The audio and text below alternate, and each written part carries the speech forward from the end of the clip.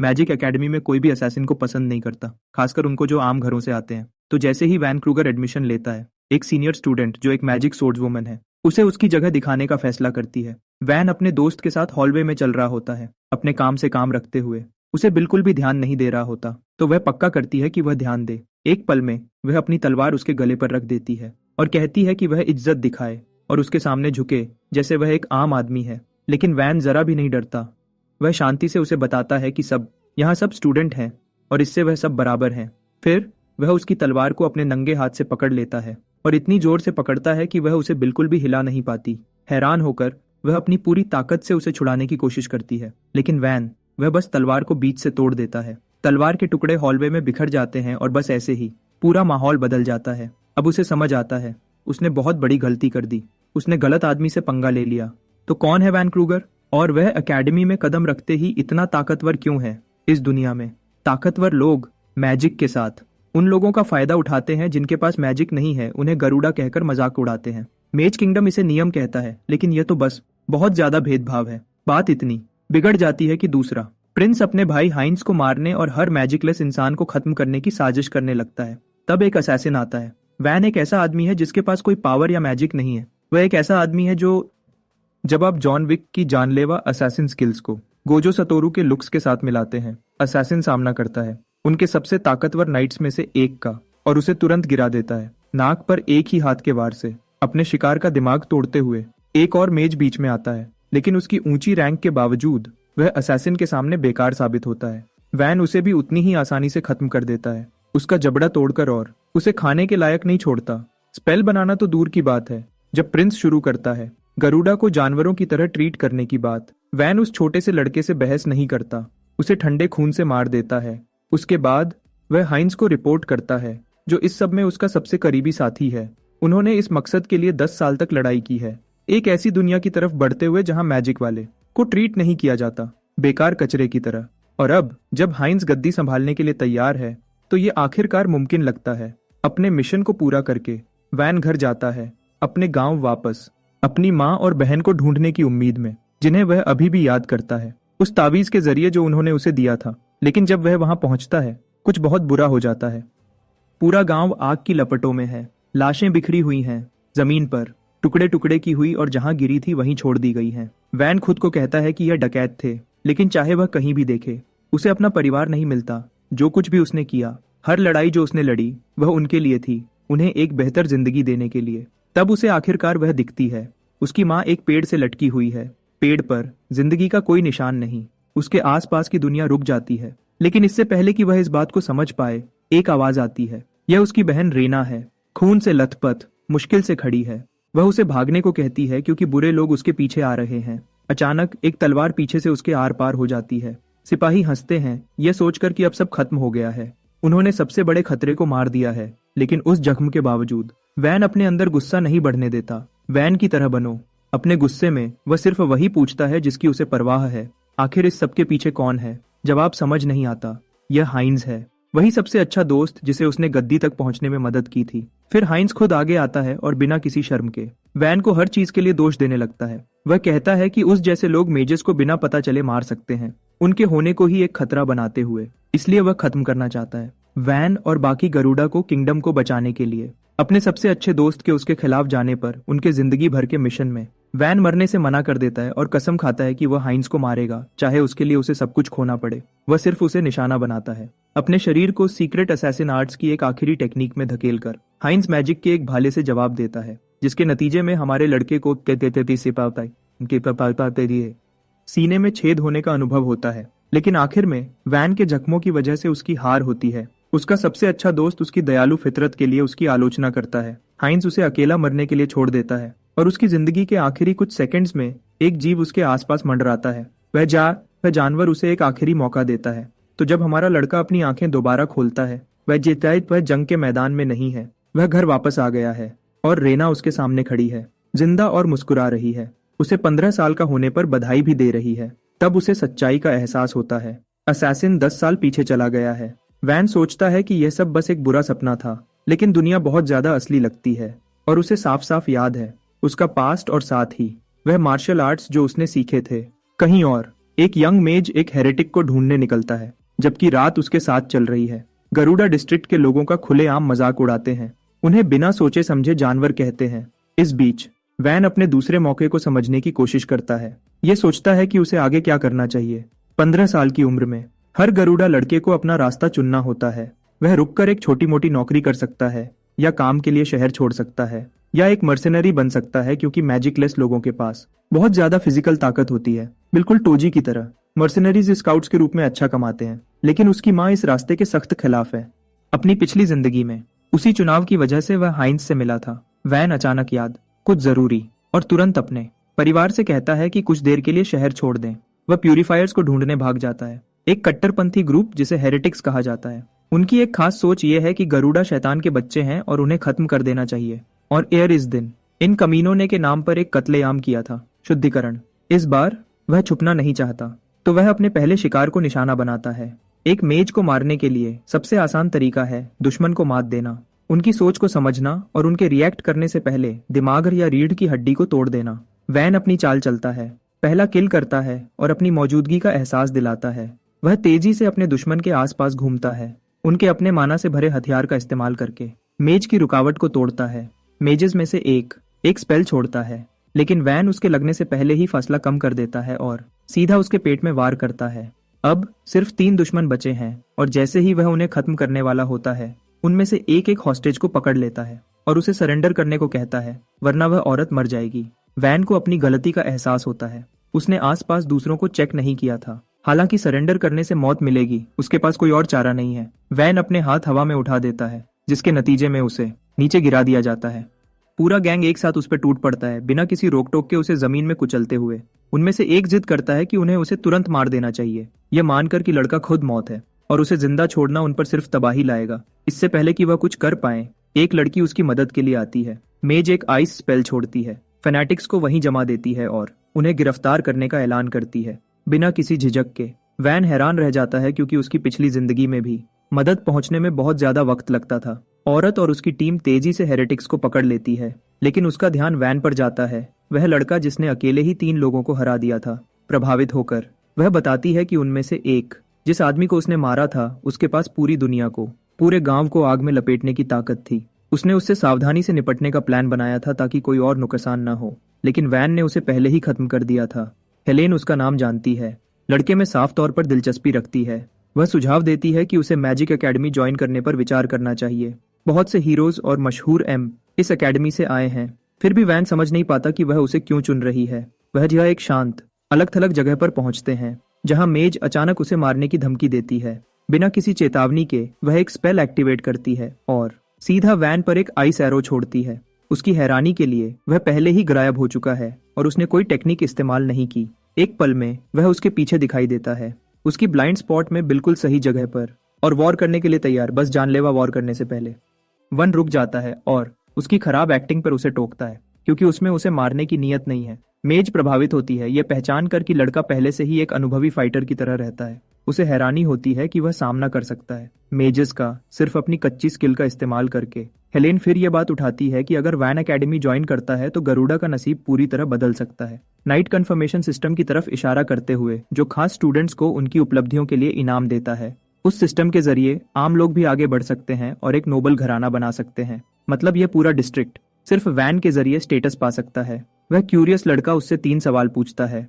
पहले वह कहता है कि उसे एक नोबल की रिकमेंडेशन की जरूरत होगी, तो हेलेन तुरंत उसके लिए एक लिखने की पेशकश करती है। दूसरा, वह पूछता है कि उस जैसा कोई बिना मैजिक के एक मैजिक एकेडमी में कैसे रह सकता है। हेलेन मानती है कि यह अजीब लग सकता है, लेकिन बताती है कि बहुत से जिन्हें नाइटहुड मिली, उन्होंने ऐसा मैजिक के नए नियम खोज कर किया, न कि सिर्फ उसका इस्तेमाल करके। पोशन बनाने से लेकर मैजिक सर्कल्स के अध्ययन तक। वह बताती है कि मैजिक सिर्फ स्पेल कास्ट करने से कहीं ज्यादा बड़ा है। अब सब कुछ उसके कंधों पर टिका हुआ लगता है, जो उसे उसके आखिरी सवाल तक ले जाता है। हेलेन को उसे नोबिलिटी तक पहुंचाने से क्या मिलेगा? हेलेन साफ करती है कि उसका अपना मकसद है, लेकिन उसका उसके साथ शेयर करने का कोई इरादा नहीं है। इससे पहले कि वैन और आगे बढ़े, उसकी बहन आ जाती है, यह सुनकर कि उसने खतरनाक दुश्मनों से लड़ा था। उसी वक्त हेलेन वैन को उनके लिए लड़ने की वजह देती है, स्टाइनर के परिवार के नाम की कसम खाते हुए कि वह उसके अपनों की रक्षा करेगी अगर वह ऐसा करता है। कुछ दिन बाद वैन की माँ अभी भी लड़ाई को लेकर परेशान है, लेकिन लड़का आखिरकार उन्हें एकेडमी के बारे में बताता है और वह सब कुछ जो उसे वहां से मिल सकता है। रेना और उसकी माँ डर जाती हैं, ये जानते हुए कि मैजिक एकेडमी मेजेस के लिए है, लेकिन वैन उन्हें भरोसा दिलाता है कि वह साबित करेगा कि वह कम नहीं है। असैसिन के रूप में उसकी पुरानी जिंदगी अब इस रास्ते पर फिट नहीं बैठती और वह जानता है कि वह यह अकेला नहीं कर सकता। हेलेन की पेशकश उसके लिए एक बिल्कुल नया रास्ता खोलती है। एक बार मर चुका होने के बाद वैन अब उम्मीद के सबसे छोटे मौके को भी पकड़ने में नहीं झिझकता। वह ऐलान करता है कि वह इस देश में गरुड़ा के साथ होने वाले भेदभाव को खत्म कर देगा और उसके शब्दों में वही पक्का इरादा है जो कभी उसके पिता का था। उसकी माँ जानती है कि वह कितना जिद्दी है, तो वह उसे इजाजत देती है कि वह अपना रास्ता खुद चुने। बस एक प्रॉब्लम है, ट्यूशन फीस, खासकर इस खराब इकोनॉमी में। जब यह नामुमकिन लगता है, हेलेन बीच में आती है और उसे मिशन में उसके रोल के लिए इनाम देती है, उसकी प्रॉब्लम को हल करते हुए। उससे पहले कि वह अपनी माँ को छोड़कर उसे कहती है कि दुनिया की बेरहमी उसे कड़वा न बनाए। वैन अलविदा कहता है अपने परिवार को और निकल पड़ता है, उनकी उम्मीदें अपने साथ लिए। अगली पल वह शानदार एकेडमी के सामने खड़ा है और यहीं से असली कहानी शुरू होती है। लड़का हैरान रह जाता है, एकेडमी की शान देखकर दंग रह जाता है। उसके आसपास लोग खुशी खुशी इधर उधर घूम रहे हैं। एक कैंडिडेट अपना परिचय एलेक्सिस फॉन होहेनबर्ग के रूप में देता है, होहेनबर्ग परिवार से। गार्ड तुरंत नोबल के बेटे के सामने झुक जाता है। एक लड़की भी है जिसे डचेस ऑफ क्राउजनबर्ग ने रेकमेंड किया है, जो एक और मशहूर नोबल है। लड़का आगे बढ़ता है अप्लाई करने के लिए, लेकिन अचानक उस पर चिल्लाया जाता है। उसकी लाल आंखें देखकर उसके आसपास के इलीट बच्चे उसे एक बेकार गरुड़ा के रूप में पहचान लेते हैं। बर्ताव सखत है और यह तो बस शुरुआत है, शांत रहना। हमारा लड़का गार्ड्स को भरोसा दिलाता है कि उसने कोई गड़बड़ नहीं की, वह बस यहाँ अप्लाई करने आया है। लेकिन गुस्से वाला गार्ड उसका मजाक उड़ाता है कि उसे ये भी नहीं पता कि वह कहाँ खड़ा है। वैन जवाब देता है यह जोर देकर कि वह रॉयल एकेडमी के लिए आया है, एक ऐसी जगह जहाँ कोई भी एग्जाम दे सकता है, चाहे उसका स्टेटस कुछ भी हो। एक सिंपल कमेंट पर ज्यादा रिएक्ट करते हुए गार्ड एक भाला सीधा लड़के के चेहरे तक ले आता है, एक गरुड़ा को एग्जाम देने की इजाजत देने से मना करते हुए।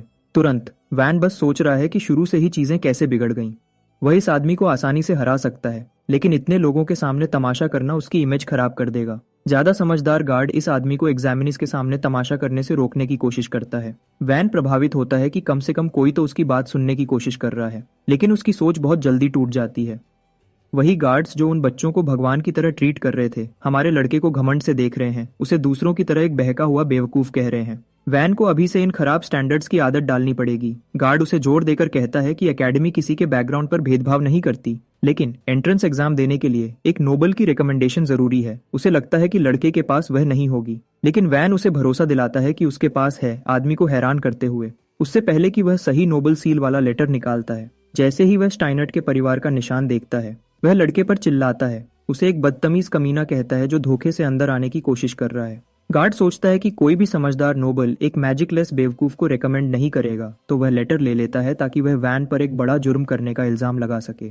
हमारा लड़का यह सब बर्दाश्त नहीं करता और उसे सीधा पीछे खींचता है, उसे जमीन पर पटक देता है एक जोर की आवाज के साथ। दूसरा लड़का बस हैरान है, जबकि बाकी सब उम्मीदवार हैरानी से देखते हैं। दोनों गार्ड्स को यकीन नहीं होता कि बिना मैजिक वाला लड़का एक बड़े आदमी को ऐसे गिरा सकता है। वह इसे बस एक इत्तेफाक कहते हैं। अचानक एक एग्जामिनर वहां आता है ये देखने के लिए कि क्या हुआ है, और दोनों गार्ड्स शोर मचाने के लिए माफी मांगते हैं। वह हिचकिचाते हुए बताते हैं कि एक गरुड़ा एकेडमी में अप्लाई करने की कोशिश कर रहा है। तो एग्जामिनर उस लड़के को देखता है और पूछता है कि वह कौन है। वैन अपना परिचय देता है कि वह हेलेन स्टाइनर्स ने खुद रिकमेंड किया हुआ उम्मीदवार है, एक ऐसा नाम जिसे ज्यादातर लोग पहचानते हैं। वह खत को अपनी आंखों से देखता है। एग्जामिनर पक्का करता है कि मोहर और दस्तखत दोनों स्टाइनर्ट फैमिली के हैं। उसका रवैया बदल जाता है और वह लड़के के सामने झुकता है, उसे अंदर जाने को कहता है। बात यह है कि स्टाइनर्ट फैमिली कोई मामूली बात नहीं है। और अचानक सब लोग वैन की पहचान में दिलचस्पी लेने लगते हैं, यह पूछते हुए कि उसे ये रिकमेंडेशन कैसे मिली। हमारा लड़का इस ध्यान से बेचैन है और समझ जाता है कि हेलेने किसी बड़े घराने से होगी। अंदर जाते ही लड़का आसपास देखता है और गौर करता है कि यहाँ हर एक आदमी खास है। उसे एक झलक दिखती है डीट्रिच की, जो बाद में वैलियंट सोर्ड्समैन बनता है। उसके अलावा शेल भी है, जो आग का ग्रैंड मेज है, और लुनारिस, एक सुनहरे बालों वाली लड़की जो बाद में ताकतवर मेडन बनती है। उसकी पिछली जिंदगी के यह सब खास लोग इस एकेडमी से पढ़े हुए लगते हैं। अब पीछे मुड़कर देखता है तो वैन बस एक बेरहम कातिल था, एक ऐसा जो उन हीरो की रोशनी में शामिल नहीं हो सकता था जिन्होंने जंग के मैदान में राज्य के लिए लड़ा था। लेकिन जैसे ही तख्त के लिए लड़ाई शुरू हुई, उन सब ने बिगड़े हुए राजकुमार के लिए काम करना शुरू कर दिया। आखिर में इस आदमी को उन सबको मारना पड़ा। ऑरा फार्मिंग की बात करें तो यह लड़का अपनी पिछली जिंदगी के शिकारों को देख रहा है, फिर भी अब जब वह एकेडमी में है उसे उनके साथ खुले में मुकाबला करना होगा, और भले ही यह मुश्किल होगा। वैन टैनन बहुत मेहनत करता है और राज्य को अच्छा बनाने की कोशिश करता है, जबकि वह यहाँ अपनी बड़ी प्रोटैगनिस्ट वाली बातें कर रहा है। एक आदमी उसे आवाज देता है और शांति से खड़े होने पर उसे नीचा दिखाता है। हैरान, वैन कहता है कि वह जहाँ चाहे खड़ा हो सकता है, और मजेदार बात यह है कि यह आदमी सोचता है कि हमारा लड़का बदतमीजी कर रहा है। वह अपनी फैमिली के बारे में 5 पेज का लेख सुनाने लगता है, लेकिन वैन अपनी पिछली जिंदगी में इसका इतना आदी हो चुका है कि वह सोचता है सर झुकाना आसान होगा। उसे अपनी माँ की मीठी बातें याद आती हैं कि दुनिया को उसकी सोच खराब न करने दे। अपनी पिछली जिंदगी में भी हाइंस ने उसे यही बात कही थी कि जो लोग तुमसे नफरत करते हैं उनके सामने झुकने से कभी बराबरी नहीं मिलेगी।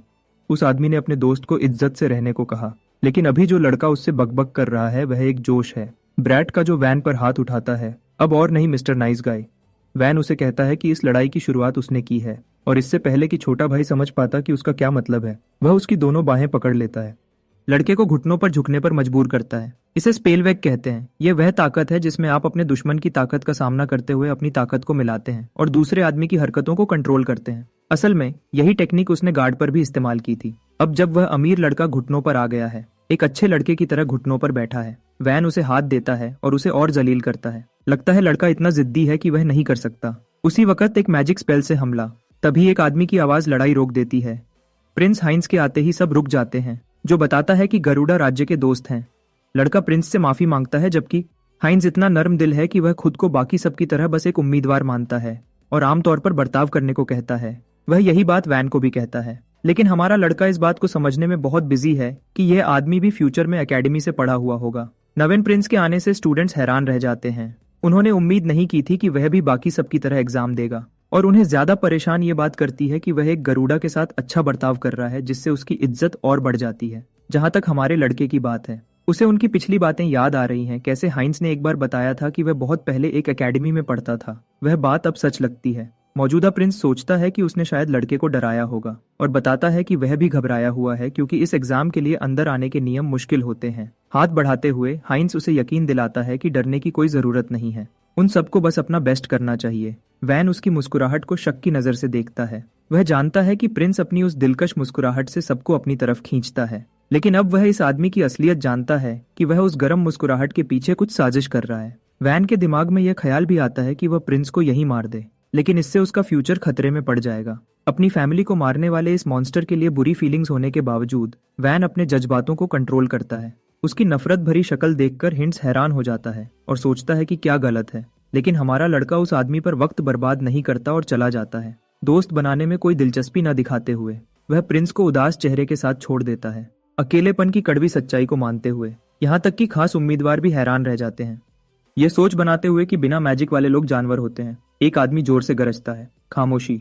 ये एग्जामिनर है जो उम्मीदवारों के रजिस्ट्रेशन प्रोसेस के खत्म होने का ऐलान करने आया है। आगे उन्हें एग्जाम की जगह पर ले जाया जाएगा, जिसे फॉरेस्ट ऑफ शैडोज के नाम से जाना जाता है। ये नाम वैन को दिलचस्प लगता है, और अगले सीन में हम सब एग्जामिनर्स को उस जगह के पास खड़े देखते हैं। सुपरवाइजर उनसे बात करता है, उनका जंगल में स्वागत करता है, जिसे साल के एग्जाम के लिए टेस्ट ग्राउंड के रूप में भी इस्तेमाल किया जाएगा। जैसे कि वह पहले से जानते हैं, एकेडमी खास स्टूडेंट्स को तैयार करने के लिए जानी जाती है जो राज्य के फ्यूचर को आगे बढ़ा सकें। इसका मतलब है कि उन्हें बिना टैलेंट वाले नए लोग नहीं चाहिए। पहला टेस्ट एक उम्मीदवार की बेसिक मैजिक की क्षमता पर आधारित होगा, और फॉरेस्ट ऑफ शैडोज माना से भरी हुई जगह के रूप में जानी जाती है, और अंदर के इलाके में एक फूल खिलता है। उम्मीदवारों का काम है ऐसे 10 फूल इकट्ठा करना।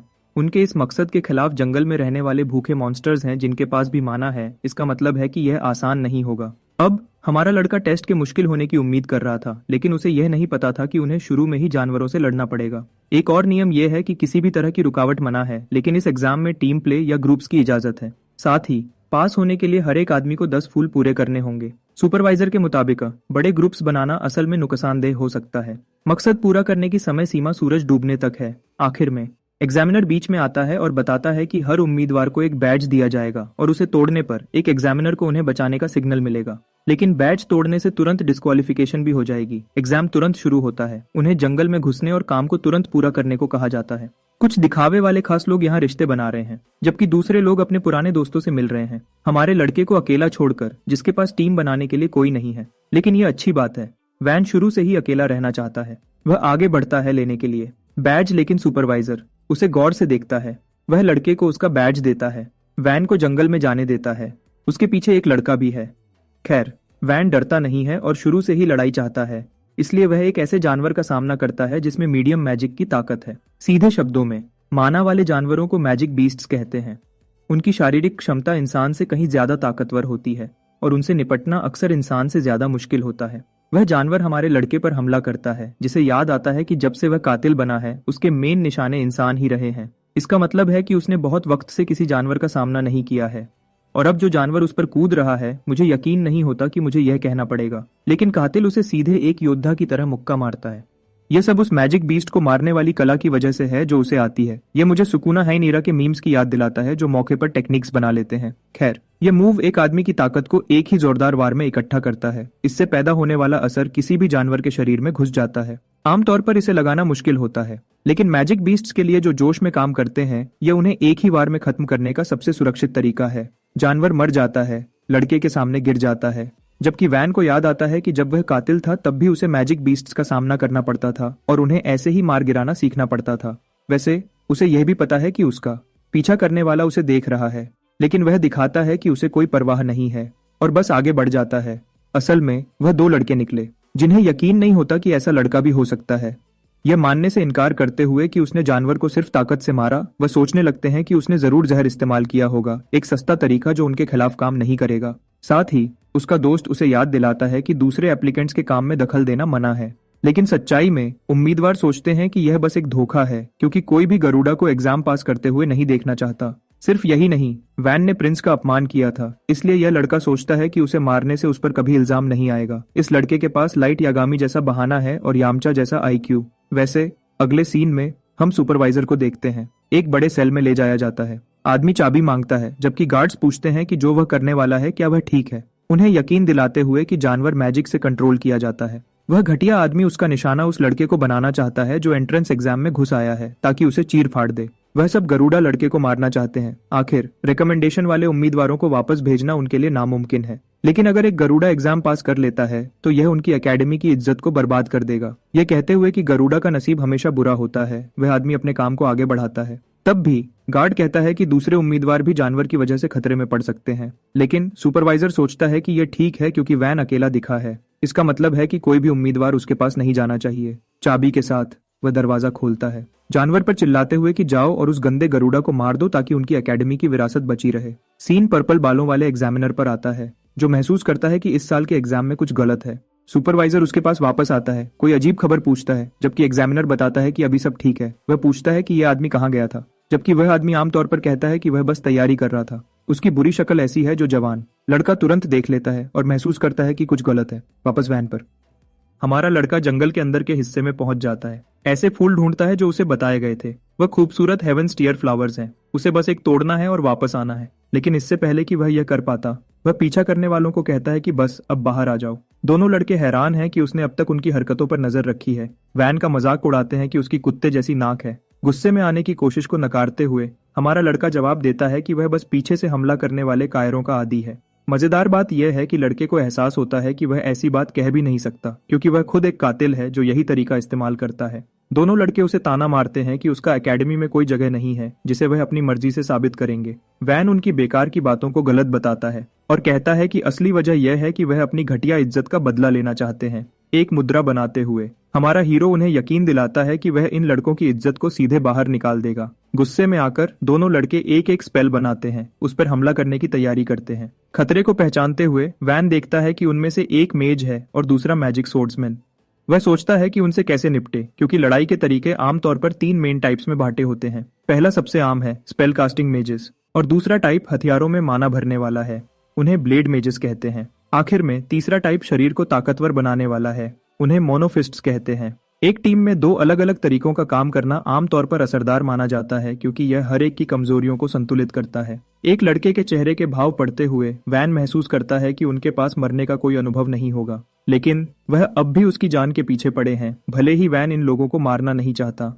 बात यह है कि अगर कोई गरुड़ा जैसा मर जाता है तो किसी को परवाह नहीं होगी और एकेडमी इसे किसी हादसे का नाम दे देगी, लेकिन अगर किसी अमीर के बच्चे की मौत हो जाती है, उनका घराना कातिल को ढूंढने के लिए अपनी पूरी ताकत लगा देगा, शायद पूरे गरुड़ा को अलग से बदले के तौर पर धमकी देगा। इस देश के अमीर लोगों से निपटना बहुत मुश्किल है। उन्होंने जंग लड़कर अपनी जमीन हासिल की है, इसलिए वह लड़ाई के लिए तैयार रहते हैं। लेकिन हमारा लड़का इस बार उस रास्ते पर नहीं चलना चाहता, क्योंकि वह रोशनी में रहना चाहता है। इसलिए वह लड़ाई में कोई जानलेवा टेक्निक इस्तेमाल नहीं करेगा और इसके बजाय उनकी हिम्मत तोड़ देगा, उन्हें हार मानने पर मजबूर करेगा। उसकी पक्की नजर लड़कों को परेशान करती है, खासकर बोलकट हे, जो अपना ताकतवर जरविंडोस छोड़ता है, स्पेल हमारे लड़के के खिलाफ हवा की लहरें भेजने के लिए। भले ही वैन हमले से बच जाता है, उसे फिर भी हल्का सा कट लग जाता है। लड़का उसकी तारीफ करता है कि वह तेज है क्योंकि उसने अभी एक जानलेवा वार किया था। हमारे लड़के के पास विंड स्लैश पर ज्यादा कुछ कहने को नहीं है, जबकि वह अमीर लड़का उसे अपनी फैमिली की खास अदृश्य ब्लेड टेक्निक पर एक और 12 पेज का लेख सुनाने लगता है। दूसरे शब्दों में, यह सुकुना के क्लीव और डिसमेंटल जैसा है, क्योंकि आप उन हमलों को देख नहीं सकते।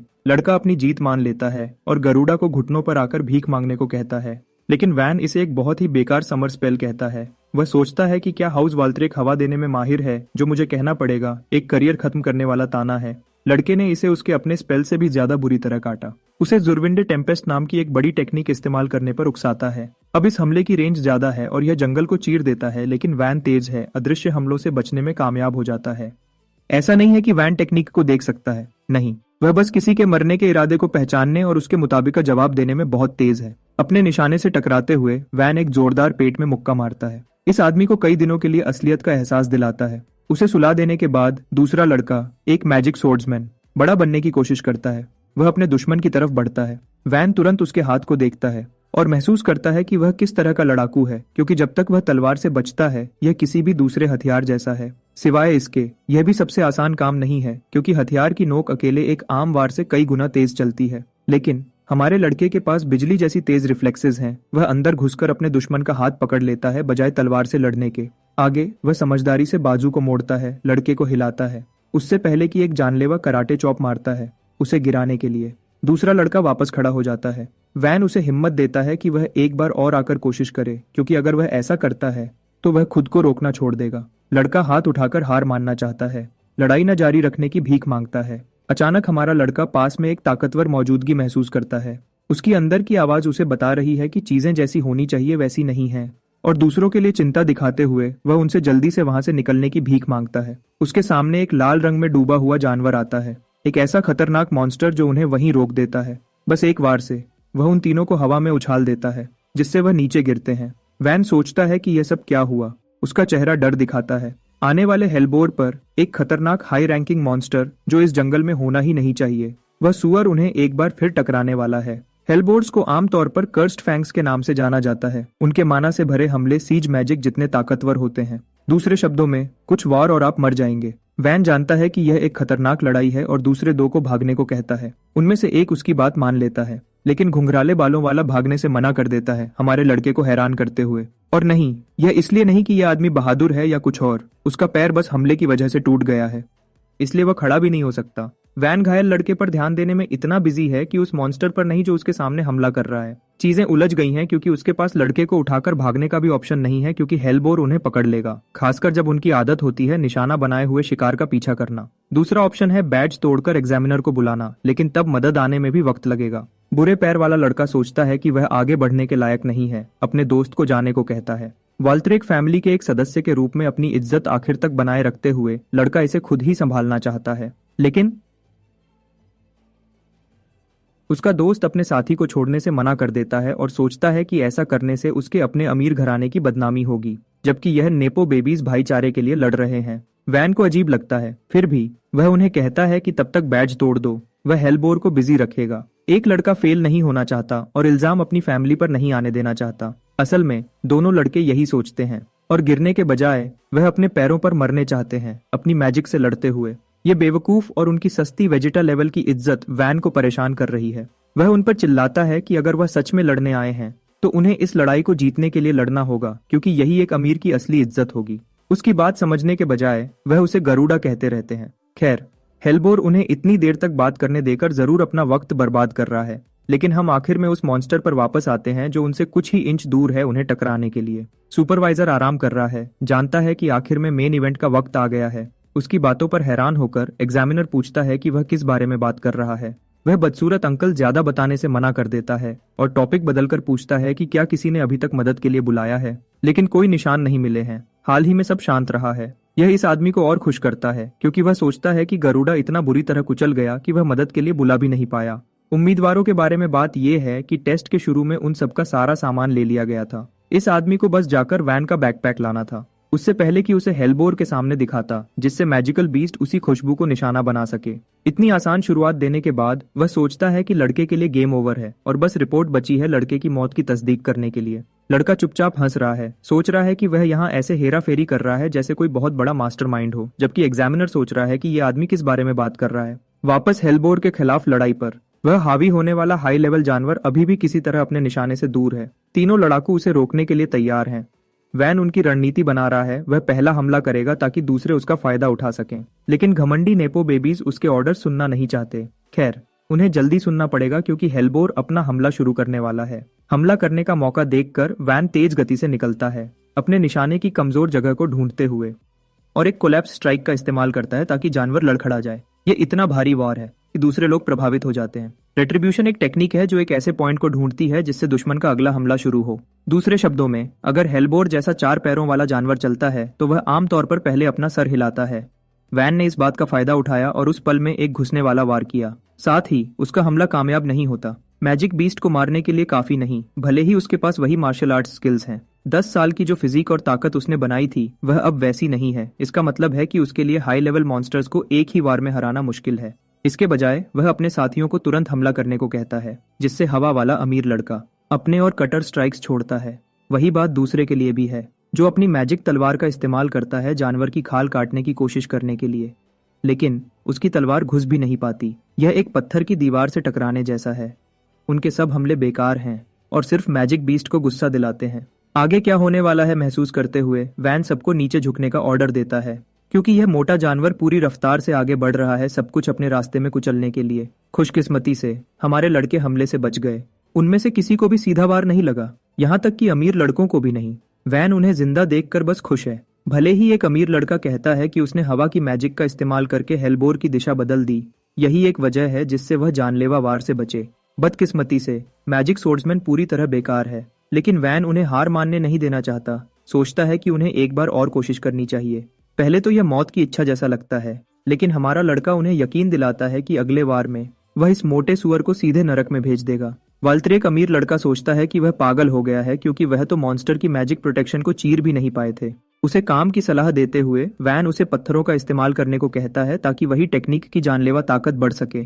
काटना हमेशा काम करेगा, लेकिन चुभोना शायद। एक ही पॉइंट पर फोकस करते हुए, उसकी सलाह मानते हुए, वह वैन से पूछता है कि उसके दिमाग में क्या चल रहा है, क्योंकि अभी की हालत देखकर साफ है कि वह जानवर को हरा नहीं सकते, तीनों के मिलकर हमले से भी नहीं। अमीर लड़का सोचता है कि उसे चारा बनाना ज्यादा सही होगा, इसलिए वैन फिर से कोशिश करने पर जोर दे रहा है ताकि वह अपना भागने का प्लान बना सके। ये साफ है कि बुरे पैर वाले लड़के को पीछे छोड़ देना चाहिए, लेकिन हमारे राजा में एक कमाल की औरा है, वह छोटे बदले में यकीन नहीं रखता। लड़का कहता है कि उसका असली मकसद है कि उसकी फैमिली और गरुड़ा लोग राज्य में बराबर माने जाएं। ऐसा मकसद पूरा करने के लिए वह खुद को अपने साथियों को छोड़कर भागने की इजाजत नहीं दे सकता। उसे यह बातें कहते और उसका साथ देने के लिए खड़े होते देखकर उस घटिया अमीर लड़के को याद आता है कि उसने इस आदमी के साथ इतने वक्त तक कैसा बर्ताव किया। अपने ही बर्ताव से खुद को घिन आती है। वापस हमारे हेलबोर की तरफ यह तीसरी बार हमला करने आ रहा है। वैन जोर से चिल्लाता है कि वह एक और हमला करे। हेलबोर पूरी रफ्तार से उन पर हमला करने के लिए आगे बढ़ता है। विंड नोबल ब्लेड डांस वेज को एक्टिवेट करता है, अपनी हवा को खोलता है ताकि टुकड़े निकल सकें।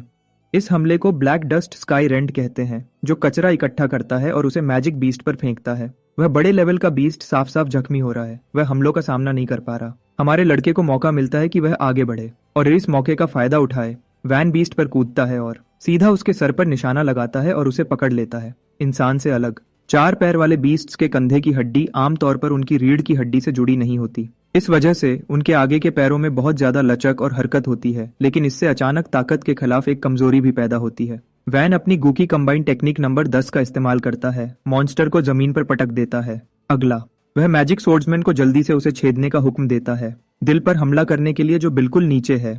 मैजिक सोर्ड वाला लड़का अब अपना शानदार पल जीने वाला है। वह देखकर हिचकिचाता है जब बीस्ट सीधा उसकी तरफ देखता है, लेकिन अपनी भावनाओं के बावजूद वह एक जानलेवा वार करता है।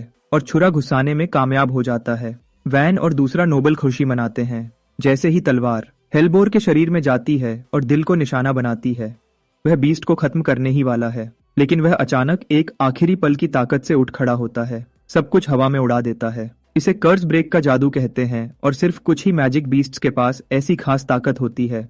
हेलबोर की दहाड़ माना से भरी हुई है, जिससे आसपास की हर चीज धमाके से उड़ जाती है। सोर्ड नोबल खून थूकता है, उसके अंदर के अंग अंदरूनी चोट की वजह से फट गए हैं। हेलबोर वापस हमला कर रहा है और लगता है कि वह यह लड़ाई जीत जाएगा, जबकि वह लड़का डर से देखता है, अपनी बुरी किस्मत को मान लेता है।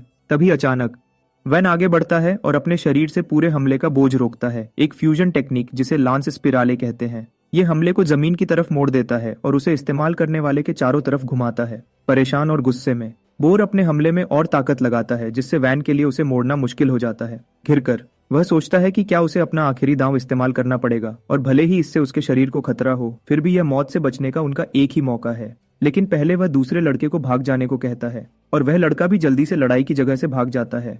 अब जब वह अकेले रह गए हैं, वैन पूरी कोशिश करता है ताकत को रोकने की, लेकिन हेलबोर उसे सीधा पास के पेड़ पर फेंक देता है, उसे कुचल देता है। बुरे पैर वाला लड़का उसकी मदद के लिए उस तक पहुंचने की कोशिश करता है, लेकिन हमारा लड़का उसे पीछे रहने का हुक्म देता है। हेलबोर भी वैन को मारने के लिए हमला करता है, अब जब वह गिर गया है। कुल मिलाकर यह एक मुश्किल पल है और लगता है कि सब कुछ खत्म होने वाला है। अचानक पहले वाला असैसिन जादू पड़ता है, एक खास लड़ाई की आवाज। अपनी सारी सीमाओं को तोड़ते हुए वह जीव अचानक एक लंबी दूरी के वार से टकराता है, उसे एक तरफ गिरा देता है।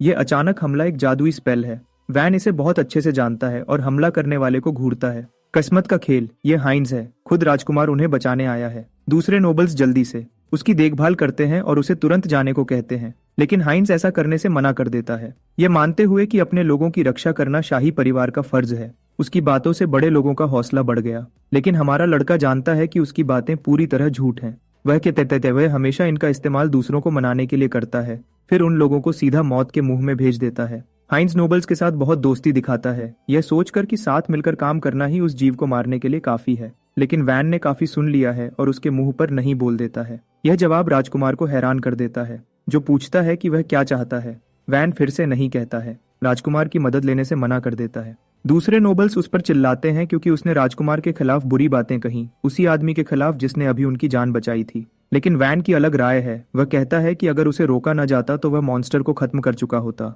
उसकी बातें उन्हें घमंडी और उकसाने वाली लगती हैं। यह कुछ ऐसा है जैसे कोई गेमर हारने के बाद गेम में बकवास करता है। हाइंस वैन को अकेले हेलबोर का सामना करते हुए देखता है। वह कूल लड़का राजकुमार को पीछे बैठकर देखने का हुक्म भी देता है, क्योंकि वह सब कुछ खुद ही संभाल लेगा। हेलबोर फिर से पूरी रफ्तार से आगे बढ़ता है। राल्फ बस एक और साफ वार करने की उम्मीद कर रहा है, लेकिन वैन उन्हें दूर रहने को कहता है क्योंकि लापरवाही से हमला करना उनकी अपनी मौत का कारण बनेगा। वाल्ट्रेक लड़का भी एक और वार नहीं झेल सकता, वह सब अपनी आखिरी सांसों पर हैं। वैन उन्हें तैयार रहने और उसके इशारे का इंतजार करने का हुक्म देता है। हाइंस को थोड़ा गुस्सा आता है, जो हैरानी से देखता है। अब वक्त आ गया है। वैन इशारा करता है कि उन्हें अब मॉन्स्टर को खत्म करना होगा। वह सबसे पहले हमला करता है, बीस्ट का सीधा सामना करता है। पिछली बार उसने अपना दिमाग खो दिया था, लेकिन इस बार वह आखिरी दांव वाली टेक्निक का इस्तेमाल नहीं करेगा और लड़ाई को सोच समझकर लड़ेगा। पिछली बार की तरह हेलबोर उस पर झपटता है, लेकिन हमारा लड़का एक तेज ऊपर उठने वाले वार से जवाब देता है। 3 हमले पहले ही नाकाम होने के बाद वह बीस्ट उन्हें सच में काबिल दुश्मन समझने लगा, इसलिए हेलबोर हर वार में ज्यादा एहतियात से हमला करने लगा। यह जानते हुए कि यह एक धोखा देने वाला वार है, वैन हरकत में आता है। खुश है कि वह हमले को सुरक्षित रूप से रोक सकता है क्योंकि मॉन्स्टर अब ज्यादा लालच नहीं कर रहा। हेलबोर दहाड़ता है और कोशिश करता है उसे अपने दांतों से पटकने की, लेकिन वैन ध्यान से अपने शरीर को ऐसे घुमाता है कि वह हर हमले से बच जाता है। दूसरे नोबल्स और हाइंस भी हैरान है कि उसके पास इतनी रफ्तार है बिना जादू का इस्तेमाल किए, जबकि हेलबोर को वैन से एक और भारी वार मिलता है, जो जीतने के लिए ध्यान से अपने शरीर का संतुलन बना रहा है। यह एक ऐसी बेहतरीन टेक्निक है जो हाइंस ने सिर्फ बड़े लेवल के मेजेस को करते हुए देखी है। लड़ाई वैन के साथ जारी रहती है। हेलबोर के शरीर पर जितनी बार हो सके हमला करता है और उसके सर को निशाना बनाता है। फिर भी उसके कोई भी हमले मॉन्स्टर को पूरी तरह गिराने के लिए काफी नहीं है, खासकर इसलिए क्योंकि वैन के पास अपने हमलों को बढ़ाने के लिए कोई जादुई ताकत नहीं है। इस बीस्ट के लिए उसके मुक्के सिर्फ कुछ हल्के वार हैं, इसलिए हेलबोर का हौसला बढ़ रहा है। हाइंस सोचता है कि यह बुरी बात है, लेकिन हमारा लड़का असल में यही चाहता है। वह बीस्ट को इतना परेशान करना चाहता है कि वह गलती करे, अपनी खास दहाड़ने की ताकत को एक्टिवेट करे। वैन आखिरकार देख सकता है वही रोर ब्रेकर हमला जो फटने वाला है। यहीं पर वह विंड यूजर को अपना स्पेल छोड़ने का हुक्म देता है, इसलिए नोबल एक बार फिर रेंडिंग स्काई को एक्टिवेट करता है। अपनी सारी हवा मॉन्स्टर के मुंह के अंदर डाल देता है। इससे बीस्ट के सांस लेने के रास्ते बंद हो जाते हैं और उसका अपना हमला उसके मुंह के अंदर ही फट जाता है, जमीन पर चकराया हुआ। वैन इस मौके का फायदा उठाता है और सीधा मॉन्स्टर के सामने उतरता है। फिर वह अपने हाथों को पास लाता है और डॉपलगैंगर को ट्रिगर करता है, एक गुप्त चाल अपनी खुद की शॉकवेव बनाने के लिए। यह वार दोनों तरफ से शॉकवेव्स निकालता है, जिसका मकसद बीस्ट की खोपड़ी को अंदर से कुचलना है। इस बार हमला बिल्कुल सही लगता है और मॉन्स्टर आखिरकार गिर जाता है। अब जब जादुई दीवार चली गई है, वैन तुरंत नोबल लड़के पर चिल्लाता है। उसे कहता है कि यह लाइमलाइट लेने का सबसे अच्छा मौका है। नोबल लड़का बिना हिचकिचाए जवाब देता है और आगे बढ़ता है, चीरते हुए बोर के सर में, और उसे हमेशा के लिए खत्म कर देता है। विंड मैजिक वाला लड़का अपनी हैरानी रोक नहीं पाता, कहता है कि यह कितनी पागलपन वाली बात है कि उन्होंने किसी तरह एक हेल्स बोर को हरा दिया। इसी बीच वैन धीरे से अपने पैरों पर खड़ा होता है और नोबल लड़के के पास जाता है, उसे हाथ देता है। वह पूछता है कि क्या वह ठीक है और क्या वह अभी भी खड़ा हो सकता है। उस पल के लिए नोबल लड़का अपनी आम भेदभाव भूल जाता है और हमारे लड़के का हाथ पकड़कर खुद को खड़ा करता है। जब वह शिकायत करता है कि उसकी पूरी बॉडी उस सोनिक वेव से टूटने वाली थी, वैन शांति से समझाता है कि वह हमला जादू से भरा हुआ था, इसलिए उसने उसका संतुलन इतना खराब कर दिया। पहले वाला असैसिन फिर उसे अगली बार अपने कान ढकने की सलाह देता है, कहता है कि ऐसा करने से असर बहुत कम हो जाएगा। नोबल लड़का हल्की सी मुस्कुराहट देता है और कहता है कि वह इस बात का ध्यान रखेगा, भले ही वह मानता है कि वह चाहेगा कि उसे फिर कभी हेल्स बोर का सामना न करना पड़े। एक बार जब वह मॉन्स्टर से निपट लेते हैं, वैन अपना ध्यान उन फूलों की तरफ करता है जो उन्हें एग्जाम पास करने के लिए इकट्ठा करने थे, लेकिन पता चलता है कि सिर्फ 2 हेवंस टीयर फूल बचे हैं। यह बात तुरंत हमारे हीरो को याद दिलाती है जो एग्जामिनर ने पहले कहा था कि जब बहुत ज्यादा लोग साथ काम करते हैं तो चीजें मुश्किल हो जाती हैं। थोड़ी सी घबराहट उसके अंदर आ जाती है जब वह सोचने लगता है कि उसे क्या करना चाहिए, यह जानते हुए कि और ढूंढने का वक्त नहीं बचा है, इससे पहले कि वह कोई प्लान बना पाए। विंड मैजिक वाला लड़का जल्दी से आगे बढ़ता है और बिना हिचकिचाए दोनों फूल पकड़ लेता है। फिर वह राजकुमार हाइंस के पास जाता है और इज्जत से उन्हें एक फूल देता है और राजकुमार शांत भाव से उसे स्वीकार करते हैं, बदले में शुक्रिया कहते हैं। यह देखकर हमारा लड़का नोबल लड़के का मजाक उड़ाने से खुद को रोक नहीं पाता, कहता है कि उसने बस एक फूल ऐसे आदमी को दे दिया जो सिर्फ वहां खड़ा देख रहा था। वह यह भी कहता है कि यह लगभग किसी रिश्वत जैसा लगता है। नोबल लड़का तुरंत चिढ़ जाता है और जवाब देता है, कहता है कि यह तो बस एक वफादार सेवक का फर्ज है। लेकिन जब वह मुड़ता है और दूसरा फूल वैन की तरफ लाता है तो हमारा लड़का सच में हैरान रह जाता है। वह साफ साफ ऐसी किसी चीज की उम्मीद नहीं कर रहा था। एक पल के लिए वह बस वहां खड़ा रहता है, समझ नहीं पाता, और यह भी पूछता है कि क्या नोबल लड़के ने गलती से दे दिया। नोबल लड़का शांति से जवाब देता है कि उसने जानबूझकर किया, कहता है कि वह बस एहसान चुकाना चाहता था क्योंकि वह किसी डर्ट बॉन्ड का कोई एहसान नहीं रखना चाहता। इसके अलावा वह वैन को कहता है कि उसे विंड्यूजर कहना बंद करे, उसे याद दिलाता है कि उसका असल में एक सही नाम है। वह अपना परिचय फॉल्क के रूप में देता है, जबकि दूसरा नोबल लड़का भी आगे बढ़ता है और अपना परिचय रैल्फ के रूप में देता है। वैन भी उसी तरह जवाब देता है, अपना नाम बताता है और दोनों तरफ के लोग थोड़ी देर के लिए हाथ मिलाते हैं। जैसे ही हमारा लड़का कहता है कि अगर वह दोनों एग्जाम में फेल हो गए तो शायद फिर कभी नहीं मिलेंगे, राजकुमार अचानक उन्हें रोकता है और एक पल रुकने को कहता है। फिर कुछ ऐसे फूल उठाता है जो पहले ही मुरझा चुके थे और अपने लाइट मैजिक का इस्तेमाल करता है उन्हें फिर से खिलाने के लिए। जिस पल फूलों की पंखुड़ियां अपना रंग वापस पाती हैं, नोबल लड़के हैरान रह जाते हैं। उनकी आंखें चमक उठती हैं जब वह कहते हैं कि राजकुमार से ऐसा शानदार काम देखकर वह कितना सम्मानित महसूस करते हैं। हमारा लड़का लेकिन उस पल को बीच में ही काट देता है और उन्हें याद दिलाता है कि सूरज डूबने वाला है और उन्हें जल्दी वापस जाना होगा। फॉल्क तुरंत जवाब देता है, उसे कहता है कि उन्हें हुक्म देना बंद करे, खासकर जब राजकुमार खुद उनके साथ खड़े हैं। जैसे ही वह निकलने वाले होते हैं, राजकुमार हाइंस अचानक एक बात उठाते हैं जो उन्होंने पहले देखी थी। वह बताते हैं कि वैन रास्ते में कितनी ध्यान से अपने पैरों के निशानों को मिट्टी से ढक रहा था। जितना वह जानते हैं, इस तरह अपने निशान मिटाने की ताकत आमतौर पर असैसिन्स द्वारा इस्तेमाल की जाने वाली टेक्निक ही है। वह आगे समझाते हैं कि लड़ाई के दौरान उन्होंने जो मार्शल स्किल्स देखी, वैन की छोटी छोटी आदतों के साथ, यह साफ इशारा करती हैं कि वह सिर्फ एक आम आदमी नहीं है, बल्कि एक प्रोफेशनल असैसिन बनने के लिए ट्रेन किया गया है। यह सुनकर हमारे लड़के को अंदर ही अंदर थोड़ा तनाव महसूस होता है। वह सोचने लगता है कि कहीं उसने कुछ ज्यादा ही तो नहीं कर दिया और जितना बताना चाहिए था उससे ज्यादा तो नहीं बता दिया।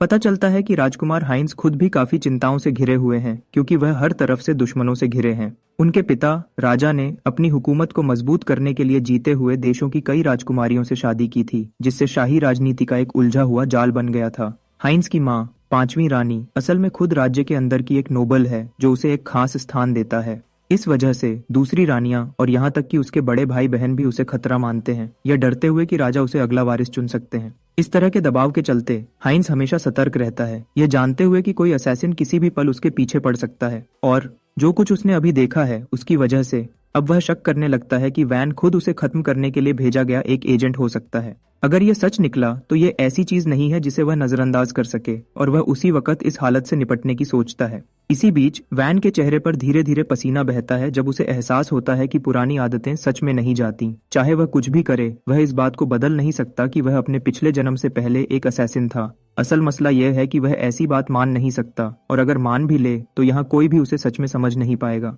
इस वजह से वह जानता है कि उसके पास इस मुश्किल से निकलने के लिए एक भरोसेमंद बहाना बनाने के अलावा कोई और रास्ता नहीं है। वैन शांत रहता है और आमतौर पर जवाब देता है। कहता है कि उसे कभी पता नहीं था कि वह टेक्निक्स एक असैसिन के अदब का हिस्सा मानी जाती हैं। राजकुमार हाइंस लेकिन उस बेकार बहाने को तुरंत समझ जाते हैं। साफ साफ एक पल के लिए भी उस पर यकीन नहीं करते। फिर भी हमारा लड़का अपना लहजा बदलता है और उसे कहता है कि वह जो चाहे मान ले, इस बात पर जोर देते हुए कि उसने जो कहा वह सच है। हर गुजरते पल के साथ माहौल में तनाव बढ़ता जाता है। वैन फिर धीरे धीरे राजकुमार हाइंस की तरफ चलने लगता है। फॉल्क तुरंत बीच में आता है, उसका रास्ता रोकने की कोशिश करता है, लेकिन अगले ही पल हमारा लड़का नजर से गायब हो जाता है और सीधा राजकुमार के सामने फिर से दिखाई देता है। आमतौर पर अपना हाथ उसके कंधे पर रखता है। वह उसे कहता है कि वह तो बस मजाक कर रहा था और उसे इतना गंभीर और डरावना चेहरा बनाना बंद करने को कहता है। वैन फिर समझाता है कि उसे बस नरम तरीके से बात करने की आदत नहीं है। यह कहकर बात टाल देता है कि वह तो बस एक गांव का लड़का है जिसे कभी ऐसे अदब सिखाए ही नहीं गए।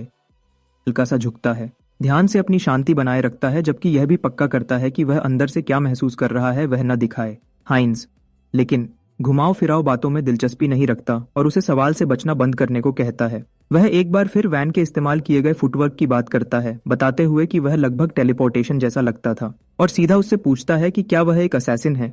इस बार वैन आखिरकार एक ज्यादा भरोसेमंद बहाना पेश करता है। कहता है कि उसने वह चाल हेलेन स्टाइनहार्ट से सीखी थी, वही इंसान जिसने उसे इस जगह के लिए रेकमेंड किया था। फिर वह झूठ बोलता है कि उस औरत ने उसे सलाह दी थी कि जब भी हो सके अपनी टेक्निक्स छुपाए, क्योंकि मार्शल आर्ट्स ही उसका एकमात्र असली हथियार है। अंदर ही अंदर लड़के को उसके नाम का बिना इजाजत इस्तेमाल करने पर थोड़ा सा पश्चाताप होता है, लेकिन उसी वक्त उसका जवाब आखिरकार राजकुमार को राहत देता है।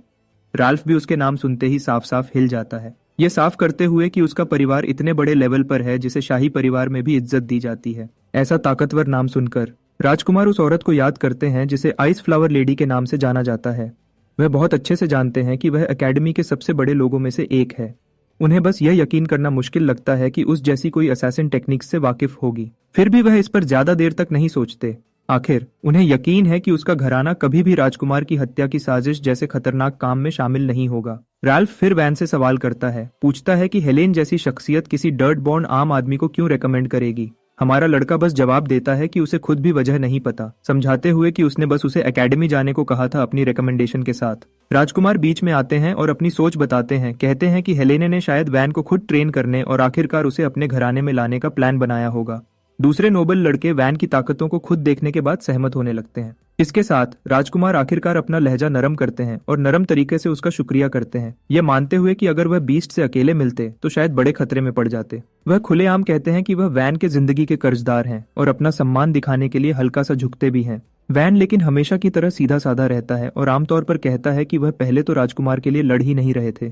फॉल्क तुरंत उसे उसके बेइज्जती वाले रवैये के लिए डांटता है, लेकिन हमारे लड़के को कोई परवाह नहीं, खासकर जो कुछ उसने झेला है उसके बाद। राजकुमार चुपचाप इस बात पर ध्यान देते हैं, यह समझते हुए कि लड़का उससे किसी भी तरह का इनाम मांगने की बजाय उस पर हल्के हल्के ताने कस रहा है। जैसे ही शिफ्ट खत्म होती है, स्टूडेंट्स जंगल से वापस आने लगते हैं। उनमें से कुछ वह फूल लिए हुए हैं जो वह इकट्ठा कर पाए, जबकि दूसरे जख्मी, थके हुए और खाली हाथ वापस आते हैं।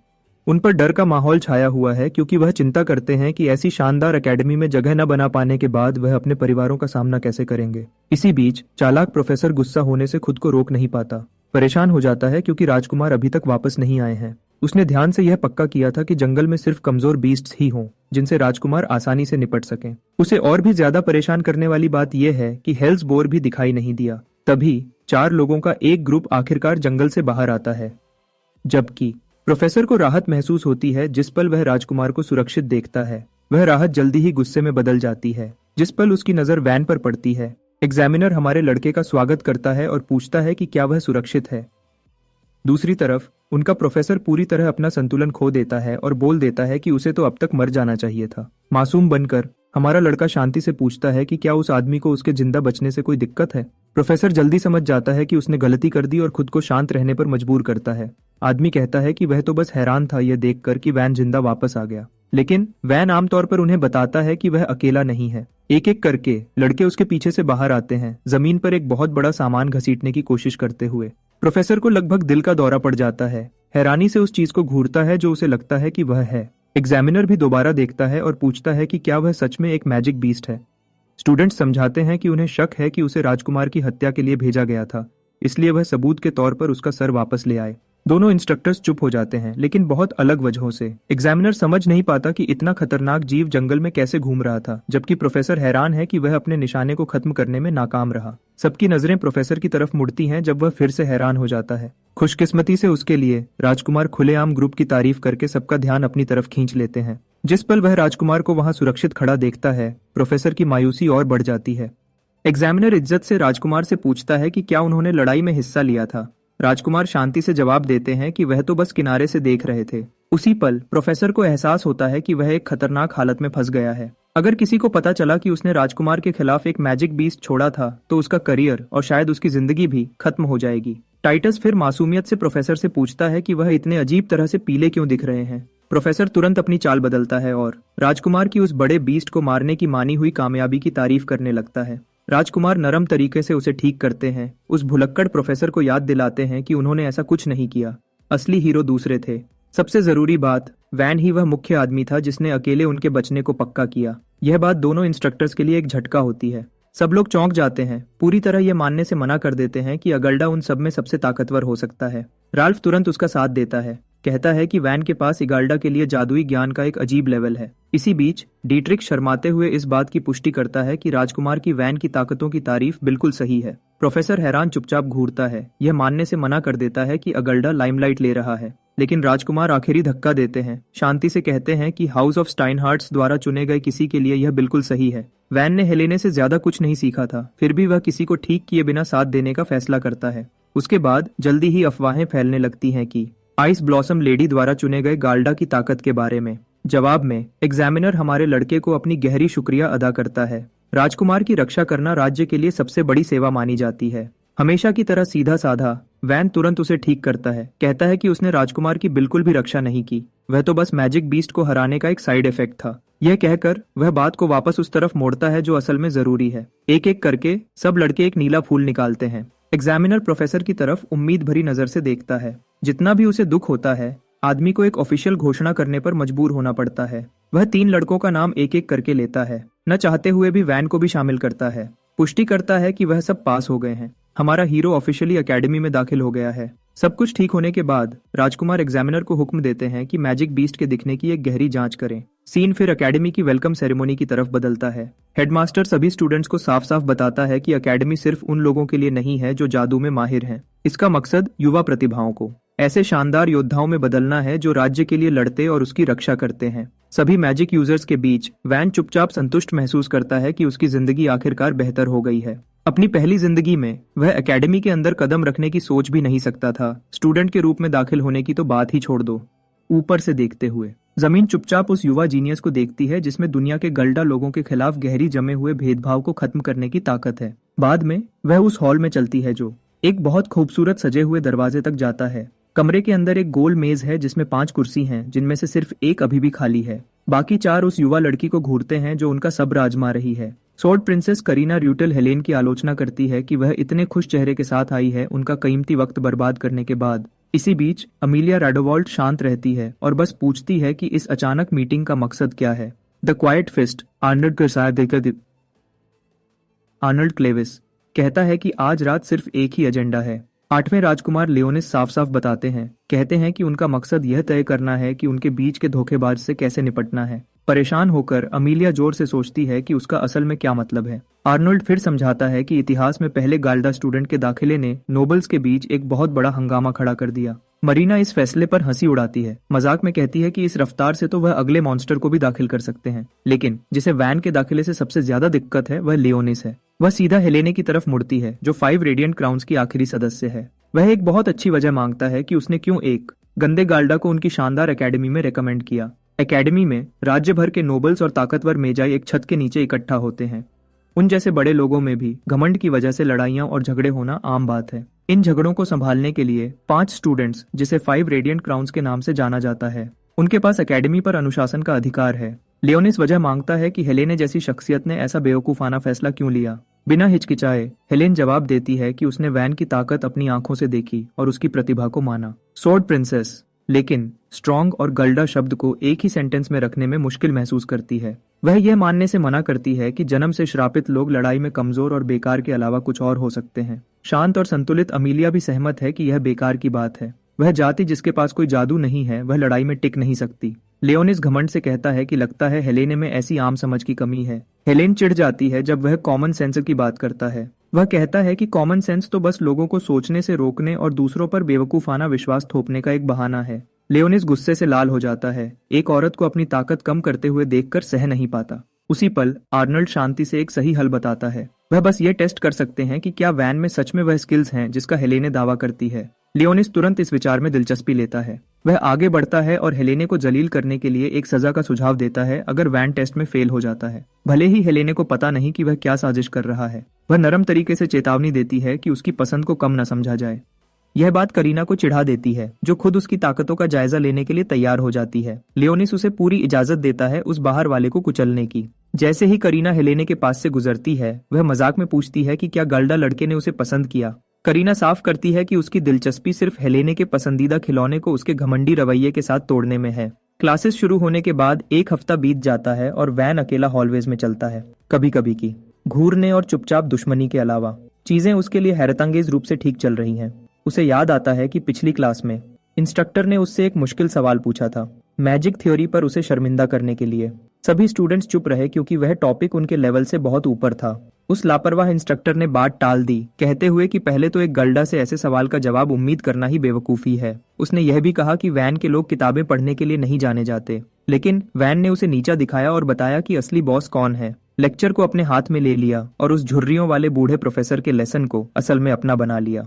उस घटना के बाद उसने किसी को भी उस पर दोबारा चाल चलने की कोशिश करते नहीं देखा। अचानक वह राल्फ के पीठ पर थप्पड़ से होश में आता है। उसे लंच के लिए अपने साथ आने को कहता है। हमारा लड़का उसकी मदद के लिए शुक्रिया कहता है। राल्फ परेशान दिखता है, समझ नहीं पाता कि उसका क्या मतलब है। दोनों फिर साथ में कैफेटेरिया की तरफ जाते हैं। वहां जाते हुए एक बैंगनी बालों वाली लड़की अचानक उसे बुलाती है। वह सच में बुरा मान जाता है, जैसे उसने उसके पास से बिना सही से नमस्ते किए गुजरकर कोई बहुत बड़ा जुर्म कर दिया हो। दोनों सच्चे दिल से माफी मांगते हैं। फिर भी वैन की आंखें हैरानी से बड़ी हो जाती हैं जब वह अपनी तलवार उसकी गर्दन तक उठाती है। वह सीधा उस पागल से पूछता है कि उसकी क्या दिक्कत है। वह उसे घमंडी मुस्कान से देखती है, कहती है कि अगल्डा के लिए तो ये आम बात है कि वह अपना सर जमीन पर झुकाकर सलाम करे। हमारा लड़का शांति से जवाब देता है कि वह दोनों एक ही एकेडमी के स्टूडेंट हैं। उसका झुकने का कोई इरादा नहीं है, सिर्फ इसलिए क्योंकि वह सोचती है कि उसे झुकना चाहिए। यह सुनकर वह ठंडे तरीके से पूछती है कि क्या वह इन दीवारों के अंदर अपनी असली हैसियत समझता भी है या नहीं। अचानक राल्फ अपने दोस्त का साथ देने के लिए आगे आता है, कहता है कि वह हद से ज्यादा कर रही है। लड़की जोर देती है कि अनुशासन, डिसिप्लिन जरूरी है ताकि सब अपने से बड़े लोगों की बात माने। वैन थोड़ा सा सर हिलाता है, मानता है कि बड़े लोगों को इज्जत मिलनी चाहिए, लेकिन उसे बिल्कुल पसंद नहीं आता जब कोई अजीब अनजान शख्स तलवार की नोक पर इज्जत जबरदस्ती ले। वह उसकी तलवार को मजबूती से पकड़ लेता है, जिसकी वजह से वह उसे न आगे धकेल पाती है न पीछे खींच पाती है। एक तेज मोड़ के साथ वह उसे घबराहट में डाल देता है। वह तलवार में और ताकत डालती है और उसी पल वह एक सही वार करता है जो उसे बीच से तोड़ देता है। जब वह सेवर एज टेक्निक को पहचान जाती है तो पहले की घमंडी लड़की को बहुत ज्यादा पसीना आने लगता है। उसे एक सस्ती जिंक एलॉय की तलवार से अटैक करना एक नई सीखने वाले की गलती थी। जिंक की तलवारें नई सीखने वालों में मशहूर हैं क्योंकि वह जादू को आसानी से गुजारते हैं, लेकिन वह एक असली लड़ाई के लिए बहुत कमजोर हैं। लड़की गुस्से से शिकायत करती है कि उसे कैंपस में एक सही तलवार रखने की इजाजत नहीं है। यह खास हक सिर्फ 5 रेडिएंट क्राउन्स को ही मिलता है। पहली बार यह नाम सुनकर वैन हैरान हो जाता है। बिल्कुल सही वक्त पर तलवार प्रिंसेस सीन में आती है और उस पर इल्जाम लगाती है कि उसने एक बड़े का अपमान किया और किसी की चीज तोड़ दी। बैंगनी बालों वाली लड़की तुरंत अपना सर झुका लेती है और उसे लेडी करीना कहकर बुलाती है। सिर्फ नाम सुनकर ही हमारे हीरो की याद में एक तेज झटका लगता है। अपनी पिछली जिंदगी में ऐसा कोई नहीं था जो करीना द ब्लड ब्लेड का नाम न जानता हो। उसका दिमाग घूम जाता है, सोचता है कि मौत की फरिश्ता खुद यहाँ एकेडमी के अंदर क्यों खड़ी है। वैन याद करता है कि जब वह अपने पिछले जन्म से पहले एक असैसिन था तब राज्य कई बगावतों में उलझा हुआ था। उनमें से एक बेरहम शुद्धिकरण प्यूरिफिकेशन ग्रुप था जिसे व्हाइट एनाइलेशन रिंग के नाम से जाना जाता था, और उस ग्रुप से उसे सबसे ज्यादा लेडी करीना का नाम याद है। वह उसे ब्लड एज के रूप में याद करता है, एक डरावनी शख्सियत जिसने बेशुमार हीरोज को मार डाला था। व्हाइट एनाइलेशन रिंग को खत्म करने के लिए राज्य को बहुत बड़ी कुर्बानियां देनी पड़ी थी। वह सारा हंगामा आखिर में एक और तबाहकुन लड़ाई में बदल गया, राजगद्दी के लिए जंग।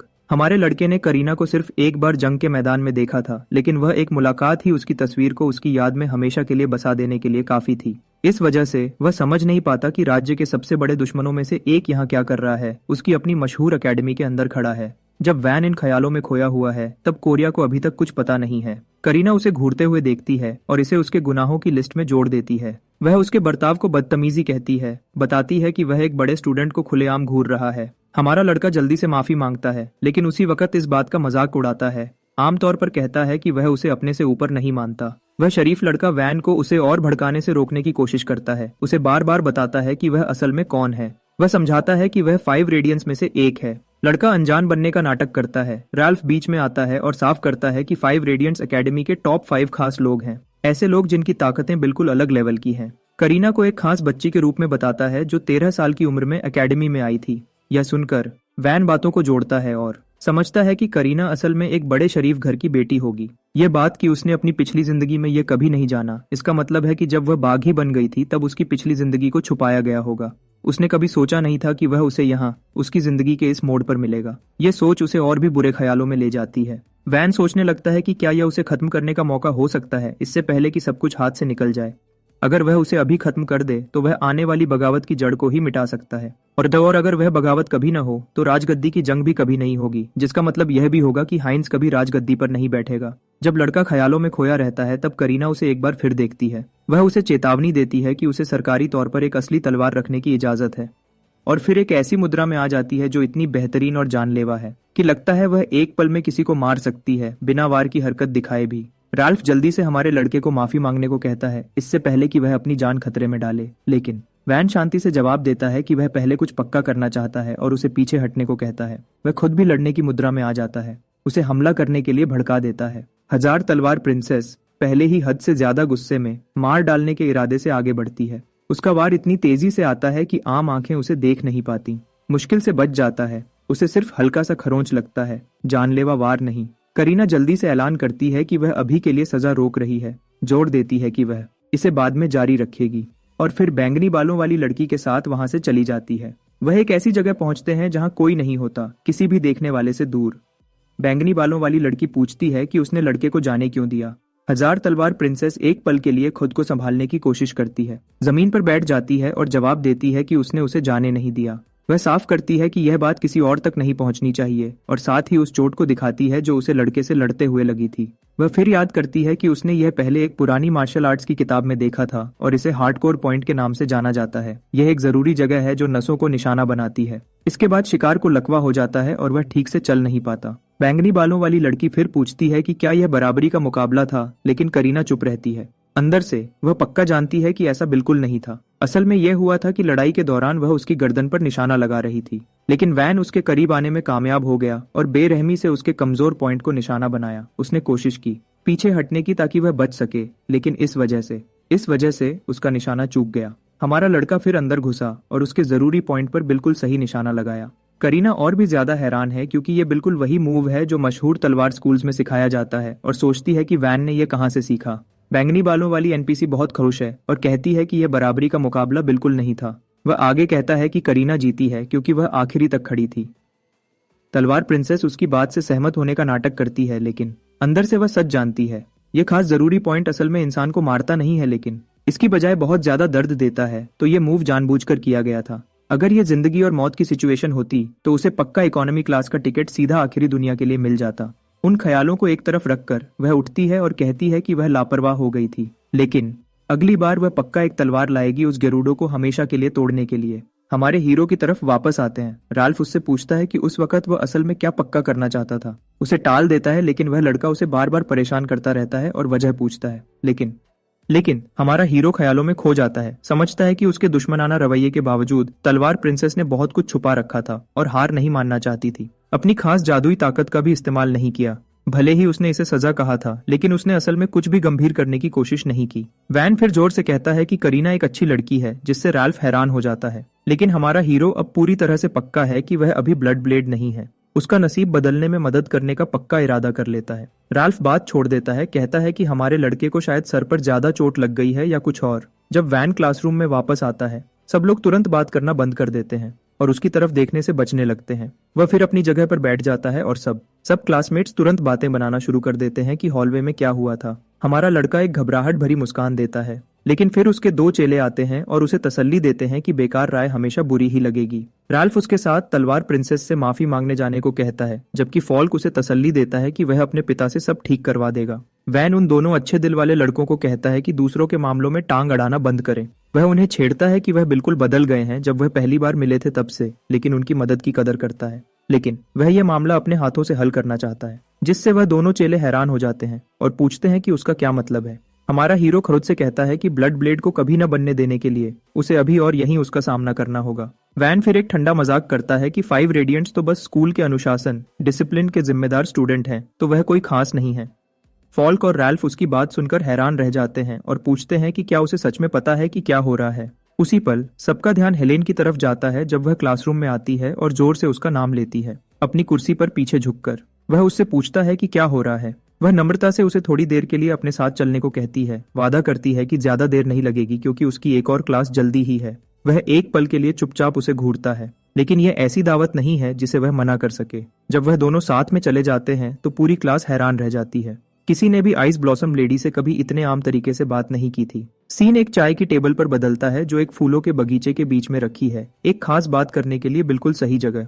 हेलेन धीरे से मुस्कुराती है जब वह खबर देती है कि 5 रेडियंट्स ने करीना को उसकी ताकतों को जांचने के लिए भेजने का फैसला किया है। वह मजाकिया अंदाज में जवाब देता है कि उसकी चेतावनी थोड़ी देर से आई। हेलेन खुश रहती है, मानती है कि उसने करीना से इतनी जल्दी उसे चैलेंज करने की उम्मीद नहीं की थी। करीना मशहूर तलवारबाज लुथियर फैमिली की नेता बनने वाली है, तो उसकी खास ताकत वैन को हैरान नहीं करती, लेकिन वह महसूस करता है कि वह सिर्फ एक और ताकतवर वारिस नहीं है, उसके बारे में कुछ और भी गहरा है। हेलेन अपना सर झुकाती है और पूछती है कि उसका क्या मतलब है। ये कैसे कहे, ये समझ नहीं आता। वह कहता है कि वह ऐसी लगती है जिसने जिंदगी में सब कुछ छोड़ दिया हो, तलवार की ट्रेनिंग के अलावा। हेलेन की आंखें इस बात पर थोड़ी सी छोटी हो जाती हैं और वह चुपचाप उसकी तेज समझ की तारीफ करती है। वह बताती है कि करीना सिर्फ लुथियर फैमिली की एक और शरीफ बच्ची नहीं है। असल में वह एक नौकरानी के साथ अफेयर से पैदा हुई थी और उसे कभी भी ऑफिशियली सही नहीं माना गया था। यह सोच बदल गई जब वह 10 साल की हुई। एक दोस्ताना लड़ाई में उसने अपने 17 साल के भाई को पूरी तरह से हरा दिया। उस वक्त सबको लगा था कि उसका भाई फैमिली का नाम आगे बढ़ाएगा, लेकिन उसकी जबरदस्त ताकत ने उन्हें दोबारा सोचने पर मजबूर कर दिया। अपनी पूरी जिंदगी नफरत और जलन का सामना करने के बावजूद उसे आखिर में फैमिली का अगला मुख्य बनाया गया, उसकी पैदाइश की हैसियत के बावजूद। यह सब सुनकर वैन सोचता है कि हेलेने को एक बाहर वाले के रूप में इतनी पर्सनल बातें कैसे पता है। हेलेने धीरे से हंसती है और कहती है कि शरीफ समाज अफवाहों पर चलता है। उस बात को एक तरफ रखकर वह याद करती है कि उसने करीना को पहली बार एकेडमी के एंट्रेंस सेरेमनी से पहले एक खास महफिल में देखा था। लड़की एक शांत कोने में अकेली खड़ी थी, जबकि किसी ने उसे हेलो तक कहने की जहमत नहीं की। वह चुपचाप खड़ी रही, शांति से देखती रही, जैसे उसका पिता उसकी मौजूदगी को नजरअंदाज कर रहा था और दूसरों से ऐसे बात कर रहा था जैसे वह है ही नहीं।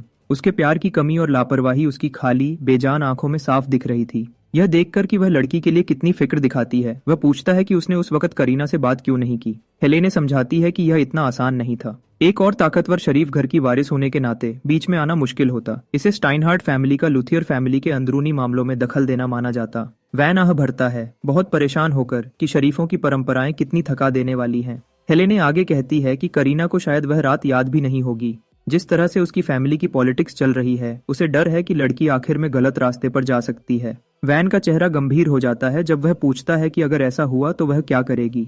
हेलेन बिना हिचकिचाए जवाब देती है कि वह उसे रोकने के लिए अपनी पूरी ताकत लगा देगी, वरना वह अपने दिल में दफन पिछली पछतावे को कभी मिटा नहीं पाएगी। उसी पल सारी बातें समझ आने लगती हैं। वह हमेशा मानता था कि हेलेने में एक मशहूर हीरो बनने की ताकत है, जिसका नाम इतिहास की किताबों में दर्ज हो। फिर भी उसने अपनी पिछली जिंदगी में उसके बारे में कभी नहीं सुना था। उसकी जिंदगी शायद जल्दी खत्म हो गई थी जब करीना को वापस लाने की कोशिश कर रही थी, जब वह खुद को खो चुकी थी। जैसे उसके ख्यालों को समझकर हेलेन उसे चेतावनी देती है कि उसके लिए जज्बाती न हो। वह एक बेरहम तलवारबाज है, एक शानदार जो उसे मारने में जरा भी नहीं हिचकिचाएगी। हमारा लड़का कॉन्फिडेंस से जवाब देता है कि वह यह बिल्कुल समझता है और इस बातचीत ने उसे और भी हिम्मत दी है। वह उसकी आंखों में सीधा देखता है और कसम खाता है कि वह उसके पछतावे को मिटा देगा। उसकी पिछली जिंदगी में करीना को कोई रोक नहीं सकता था, लेकिन इस बार उसके पास मौका है कि वह खतरे को उसकी जड़ से ही रोक दे। उसकी हिम्मत देखकर हैरान होकर हेलेने मानती है कि उसे थोड़ी राहत मिली है यह बातें सुनकर। वह उम्मीद कर रही थी कि वह उसकी मदद करेगा। फिर भी आमतौर पर उसे स्कूल के बाद मिलने को कहता है ताकि वह उसे दिखा सके। उसी शाम को राल्फ और फॉल्क उसे ढूंढने के लिए जंगल में जाते हैं। फॉल्क को अपने दोस्त का ऐसे पीछा करना ठीक नहीं लगता, जबकि राल्फ बहुत हैरान है कि वह बिना कुछ कहे कहाँ गायब हो गया। उसे आइस प्रिंसेस के साथ अकेले जंगल में छुपते हुए देखकर हैरान न होना मुश्किल है। फॉल्क इसे टालने और बात बदलने की कोशिश करता है। तभी वह हमारे हीरो को देखते हैं जो एक ठंडे तूफान के बीच में खड़ा हुआ है। उसके सामने हेलेने बिल्कुल भी पीछे नहीं हट रही है। बर्फ के टुकड़ों और तेज बर्फ के बर्छियों का तूफान उस पर बेरहमी से बरस रहा है। जब वह उनकी घबराहट भरी आवाजें सुनता है तो वह मुड़ता है। बेरहम आइस प्रिंसेस टाइम आउट में यकीन नहीं करती। वह उसे बीच लड़ाई में अपने दुश्मन से नजर हटाने के लिए सजा देती है। आइस गार्डन के हजारों कांटे छोड़ती है। मोटी बर्फ की बड़ी बड़ी बेलें उन तीनों की तरफ तेजी से बढ़ती हैं। रैल्फ और फॉल्क को अपनी जिंदगी के फैसलों पर अफसोस होता है। उसी पल वैन एक बिल्कुल सही और पूरा ध्यान लगाकर वार करता है। पूरे हमले को एक ही साफ वार में तोड़ देता है। वह एक शरारती मुस्कान के साथ घूमता है। उन्हें कहता है कि उनका टाइमिंग बिल्कुल सही है। वह उन्हें हेलेन के साथ मिलकर उस पर हमला करने को कहता है। शेखी मारता है कि उसे यहाँ कोई असली चैलेंज नहीं मिल रहा है। साइमन अंदर आता है और करीना को सलाम करता है। करीना आज बहुत अच्छे मूड में नहीं है, तो वह उससे सीधे पूछती है कि क्या उसके हाईनेस को कुछ चाहिए। साइमन जवाब देता है कि वह उसे जल्दी नहीं करना चाहता, लेकिन वह हैरान है कि उसने ड्यूअल में गरुड़ा से निपटने के लिए क्या प्लान बनाया है। करीना थोड़ा सा झुकती है और साइमन को बताती है कि यह बहुत जल्दी होगा, क्योंकि उसने अपनी फैमिली से जो चीज मांगी थी वह आखिर में आ गई है। यह सुनकर साइमन की आंखों में शरारत की चमक आ जाती है जब वह एनास्टेसिया को एक बहुत भारी ताबूत उठाते हुए अंदर आते देखता है। एनास्टेसिया करीना से पूछती है कि इसे कहाँ ले जाया जाए। करीना शांति से उसे अपने कमरे में ले जाने को कहती है और बहुत ध्यान से संभालने को कहती है। साइमन को अपनी आंखों पर यकीन नहीं होता। कुछ इतना पुराना, कुछ इतना खास और कुछ इतना ताकतवर उसके बिल्कुल सामने खड़ा है। करीना फिर साइमन से पूछती है कि क्या यह आगे के काम के लिए काफी होगा और क्या यह सिर्फ एक ऐसे गरुड़ा को मारने के लिए ज्यादा नहीं होगा। लेकिन साइमन साफ तौर पर चाहता है कि यह इवेंट एक तमाशा बने, एक शांत और सिंपल चीज की बजाय। वह करीना से कहता है कि उस जैसा इंसान एक नंगी तलवार है इंसानी रूप में, एक ऐसा इंसान जिसकी ताकत और हुनर को एक सही मंच मिलना चाहिए।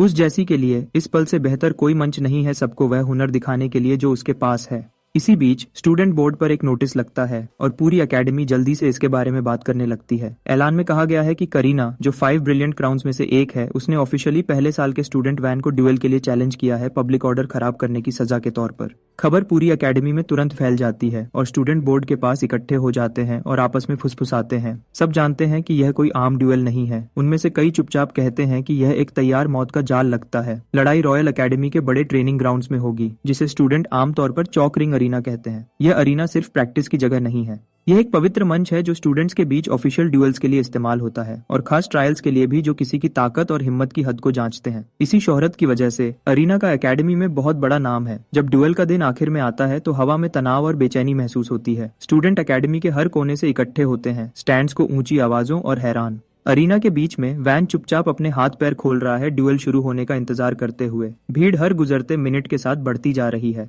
क्योंकि सब वह देखना चाहते हैं जो उनके हिसाब से एकेडमी के सबसे यादगार ड्यूएल्स में से एक बनेगा। राल्फ कहता है कि अरीना का माहौल काफी गंभीर लग रहा है। फॉल्क जवाब देता है कि वह पहले ही जानता है कि आज इतने लोग यहाँ क्यों इकट्ठे हुए हैं। वह सब समझते हैं कि यह असल में कोई ड्यूएल नहीं होने वाला है। राल्फ इस बात से हैरान लगता है, तो हेलेने शांति से उसे समझाती है। वह कहती है कि यह बिल्कुल भी ड्यूएल नहीं है, यह एक सजा है। ये 5 रेडिएंट में से एक और एक गार्डा के बीच की लड़ाई है और सबको लगता है कि यह सिर्फ एक तरफा कत्लेआम में खत्म हो सकती है। और यही वह है जो भीड़ देखने की उम्मीद करती है और यही वह है जिसके लिए उनमें से ज्यादातर लोग यहाँ आए हैं।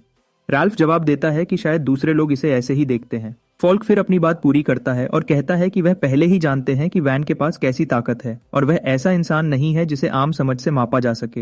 हेलेन फिर उसकी तरफ देखती है। प्रिंस, जो अरीना को ऊपर से देख रहा है और चुपचाप कहती है कि लगता है वह भी यही मानता है। पक्का। प्रिंस हाइंस देखने वालों में मौजूद है और सब कुछ शांति से देखता है। साइमन उसे दूर से देखता है और खुद से सोचता है कि क्यों प्रिंस ये ड्यूएल देखने आया है। फिर भी उसके दिमाग में कोई साफ जवाब नहीं आता। जल्दी ही अरीना के बड़े दरवाजे धीरे से खुलते हैं और करीना अंदर आती है, जब भारी ताबूत को दोनों हाथों से पकड़े हुए। जिस पल राल्फ उसे देखता है वह परेशान और हैरान लगता है और हेलेन उसे समझाती है कि करीना सच में इस लड़ाई के लिए कुछ बहुत ताकतवर लेकर आई है। वैन भी अपनी हैरानी छुपा नहीं पाता जब वह ताबूत को अपने सामने खड़ा देखता है। वह एक घबराहट भरा मजाक करता है और कहता है कि शायद वह उसके लिए ताबूत लेकर आई है। हालांकि वह यह भी कहता है कि ऐसा सोचना उसकी तरफ से थोड़ा ज्यादा हो सकता है। करीना उसे नाटक बंद करने को कहती है, क्योंकि वह ताबूत जल्दी ही उसकी मौत की वजह बनेगा। यह कहकर वह उसे खोलती है और उसके अंदर रखी कई तलवारें दिखाती है और स्ट्रक्चर के अंदर जादुई दुनिया भी है। इस हथियार को सोर्ड कॉफिन के नाम से जाना जाता है। यह एक चलता फिरता हथियारों का भंडार है जो लूथियर हाउस के तलवार सेंट्स ने पीढ़ी दर पीढ़ी आगे बढ़ाया है। फॉल्क हैरानी से रिएक्ट करता है और सोचता है कि तलवार सेंट्स ने ऐसा कुछ बनाने के बारे में सोचा भी क्यों होगा। करीना फिर एक तलवार निकालती है और उसे सीधा वैन की तरफ करती है। ऐलान करती है कि वह उसे अपनी एकेडमी में कदम रखने का अफसोस करवाएगी। वैन अब न तो हैरान लगता है न परेशान। उसका चेहरा गंभीर हो जाता है और वह जवाब देता है कि अफसोस उसे होगा जब वह उसके कीमती सोर्ड कॉफिन को हजारों देखने वालों के सामने तोड़ देगा। वह फिर पूछता है कि ड्यूएल कब शुरू होगा। करीना जवाब देती है कि यह पहले ही शुरू हो चुका है जब वह दोनों सीधे एक दूसरे की तरफ बढ़ते हैं। करीना को जिस बात की उम्मीद नहीं थी वह थी वैन की वह तेज रफ्तार जो वह उसके खिलाफ इस्तेमाल करता है। एक पल वह दूर खड़ा होता है और अगले ही पल वह उसके चेहरे के सामने आ जाता है। करीना जल्दी से हमले को रोकती है और वैन कहता है कि उसके रिफ्लेक्सेस अच्छे हैं। असल में वह हैरान है और लड़ाई देखने वाले सब लोग भी। उनमें से कोई नहीं समझ पाता कि एक गरुड़ा इतनी तेजी से कैसे चल सकता है। भीड़ में कई लोग सोचते हैं कि वह इंस्टेंट मूवमेंट मैजिक का इस्तेमाल कर रहा होगा। यह बात स्टूडेंट्स में जल्दी फैल जाती है क्योंकि उन्हें कुछ और मुमकिन नहीं लगता। फिर भी यह सोच नामुमकिन होनी चाहिए क्योंकि जिसे वह एक नीचा इंसान मानते हैं वह जादू का इस्तेमाल बिल्कुल नहीं कर सकता। फॉल्क ध्यान से देखता है और मानता है कि चाहे उसने कितनी बार भी वैन को यह ट्रिक करते देखा हो, उसे अब भी यह बिल्कुल जादू जैसा लगता है। हेलेने शांति से उसे ठीक करती है और समझाती है कि यह बिल्कुल भी जादू नहीं है। इस टेक्निक को फैंटम स्टेप के नाम से जाना जाता है। आमतौर पर जब लोग आगे बढ़ते हैं तो वह जमीन से धक्का देते हैं और उनका शरीर हरकतों की एक सीरीज में आगे बढ़ता है जिसे पूरा होने में वक्त लगता है। वैन इस तरह से जमीन से धक्का नहीं देता। इसके बजाय वह अपने सेंटर ऑफ ग्रेविटी को कंट्रोल करके अपने पूरे शरीर को आगे खिसकाता है। अपने पेल्विस के घुमाव का इस्तेमाल करके ताकत पैदा करता है। यही उसके चलने का असली तरीका है। इस हरकत की वजह से वह ऐसे आगे बढ़ता हुआ लगता है जैसे उसके पैरों में ताकतवर स्प्रिंग्स छुपे हों। यह समझाने के बाद भी लड़कों को अब भी यह समझने में मुश्किल होती है कि यह कैसे काम करता है। सच ये है कि जब कोई इसे करीबी लड़ाई में देखता है तो यह हरकत बिल्कुल टेलीपोर्टेशन जैसी लगती है। जब हेलेन ने पहली बार गरुड़ा जंगल में ये टेक्निक देखी थी, उसे भी लगा था कि उसने अभी जादू देखा है। फॉल्क को यह फायदा समझ आने के बाद खुशी होती है क्योंकि इसका मतलब है कि वैन करीबी लड़ाई में हावी रहेगा जहां एक लंबी तलवार ठीक से नहीं चल सकती। लेकिन लड़ाई एक अनोखा मोड़ लेती है। करीना अचानक अपनी तलवार के साथ बार बार आगे बढ़ती है। वैन को पीछे हटने पर मजबूर करती है जबकि उसे उसके बाजू पर एक छोटा सा कट लगता है। करीना पहले ही समझ चुकी है कि वह रहना चाहता है करीब ताकि उसकी तलवार की पूरी पहुंच से बच सके। वैन को जिस बात की उम्मीद नहीं थी वह है कि लंबी तलवारों में हैंडल के पास एक बिना तेज हिस्सा होता है जिसे रिकासो कहते हैं। हाफ सोर्डिंग नाम की टेक्निक से एक लड़ने वाला रिकासो को एक हाथ से पकड़ सकता है और करीबी लड़ाई में भी तलवार को कंट्रोल कर सकता है। राल्फ को याद आता है कि उसने इस टेक्निक के बारे में जंग के मैदान में इस्तेमाल होते हुए सुना था। फिर भी उसने कभी उम्मीद नहीं की थी कि एक शरीफ लड़की खुद को यह करने की ट्रेनिंग देगी। फॉल्क को भी समझ आने लगता है कि करीना को अगला तलवार सेंट कहने वाली अफवाहें सिर्फ तारीफ नहीं हो सकती बल्कि उसके असली नसीब की झलक हो सकती है। हेलेन लड़ाई को तेज ध्यान से देखती रहती है। उसके दिमाग में यह फैसला अब भी एक खतरनाक कदम लगता है जब वैन जैसे किसी का सामना कर रहे हो। करीना एक बार फिर उनके बीच की दूरी कम करती है और वैन एक तेज गुस्से से जवाब देता है जो उसे लगता है और उसे थोड़ा पीछे धकेल देता है। वह वहीं नहीं रुकता और एक बार फिर हमला करने के लिए आगे बढ़ता है। साइमन इस अदला बदली को एक गुस्से वाले चेहरे से देखता है और सोचता है कि करीना बस वार खा रही है बिना ठीक से रिएक्ट किए। एनास्टासिया चुपचाप समझाती है कि मैजिक सोर्ड्समैन के लिए ऐसे हमले जिनमें कोई जादुई एनर्जी नहीं होती, उन्हें पढ़ना या बचना बहुत मुश्किल होता है। क्योंकि वैन बिल्कुल भी जादुई ताकत के बिना वार करता है, उसके हमले उनके लिए बिल्कुल अनुमानहीन लगते हैं। लेकिन करीना बिल्कुल भी परेशान नहीं लगती। वह असल में इस अदला बदली का मजा ले रही है क्योंकि उसके शरीर के चारों तरफ एक जादुई दीवार है। वह मानती है कि आम फिजिकल हमले उस डिफेंस को तोड़ नहीं सकते जब तक वैन किसी तरह जादू का इस्तेमाल न करे। अचानक एक तेज घंटी की आवाज उसके कान के अंदर फट जाती है जैसे उसका कान का पर्दा फट गया हो और एक लाल एहसास की लहर उसके शरीर में फैल जाती है। हैरान और लड़खड़ाते हुए वह वैन से पूछती है कि उसने उसके साथ क्या किया है। वैन एक शरारती मुस्कान के साथ जवाब देता है और कहता है कि शायद उसकी जादुई कंसंट्रेशन बस कमजोर है क्योंकि वह जहां से आई है उस वजह से। और उसका जवाब करीना के गुस्से को और भी बढ़ा देता है। आगे वैन समझाता है कि उसने पहले जो टेक्निक इस्तेमाल की थी उसे एयर पाम कहते हैं। यह हाथ के वार से निकली हवा के दबाव का इस्तेमाल करके काम करती है। उस दबाई हुई हवा की ताकत एक शॉकवेव की तरह सफर करती है जो सीधे अंदरूनी कान के सेमी सर्कुलर कैनाल्स पर लगती है। यह समझौता पूरे अरीना में फैल जाती है जब लोग अपनी सांसें रोके हुए अपने सामने हो रहे हैरतअंगेज नजारे को देखते हैं। लेडी करीना, घमंडी तलवार प्रिंसेस, असल में पीछे धकेली जा रही है।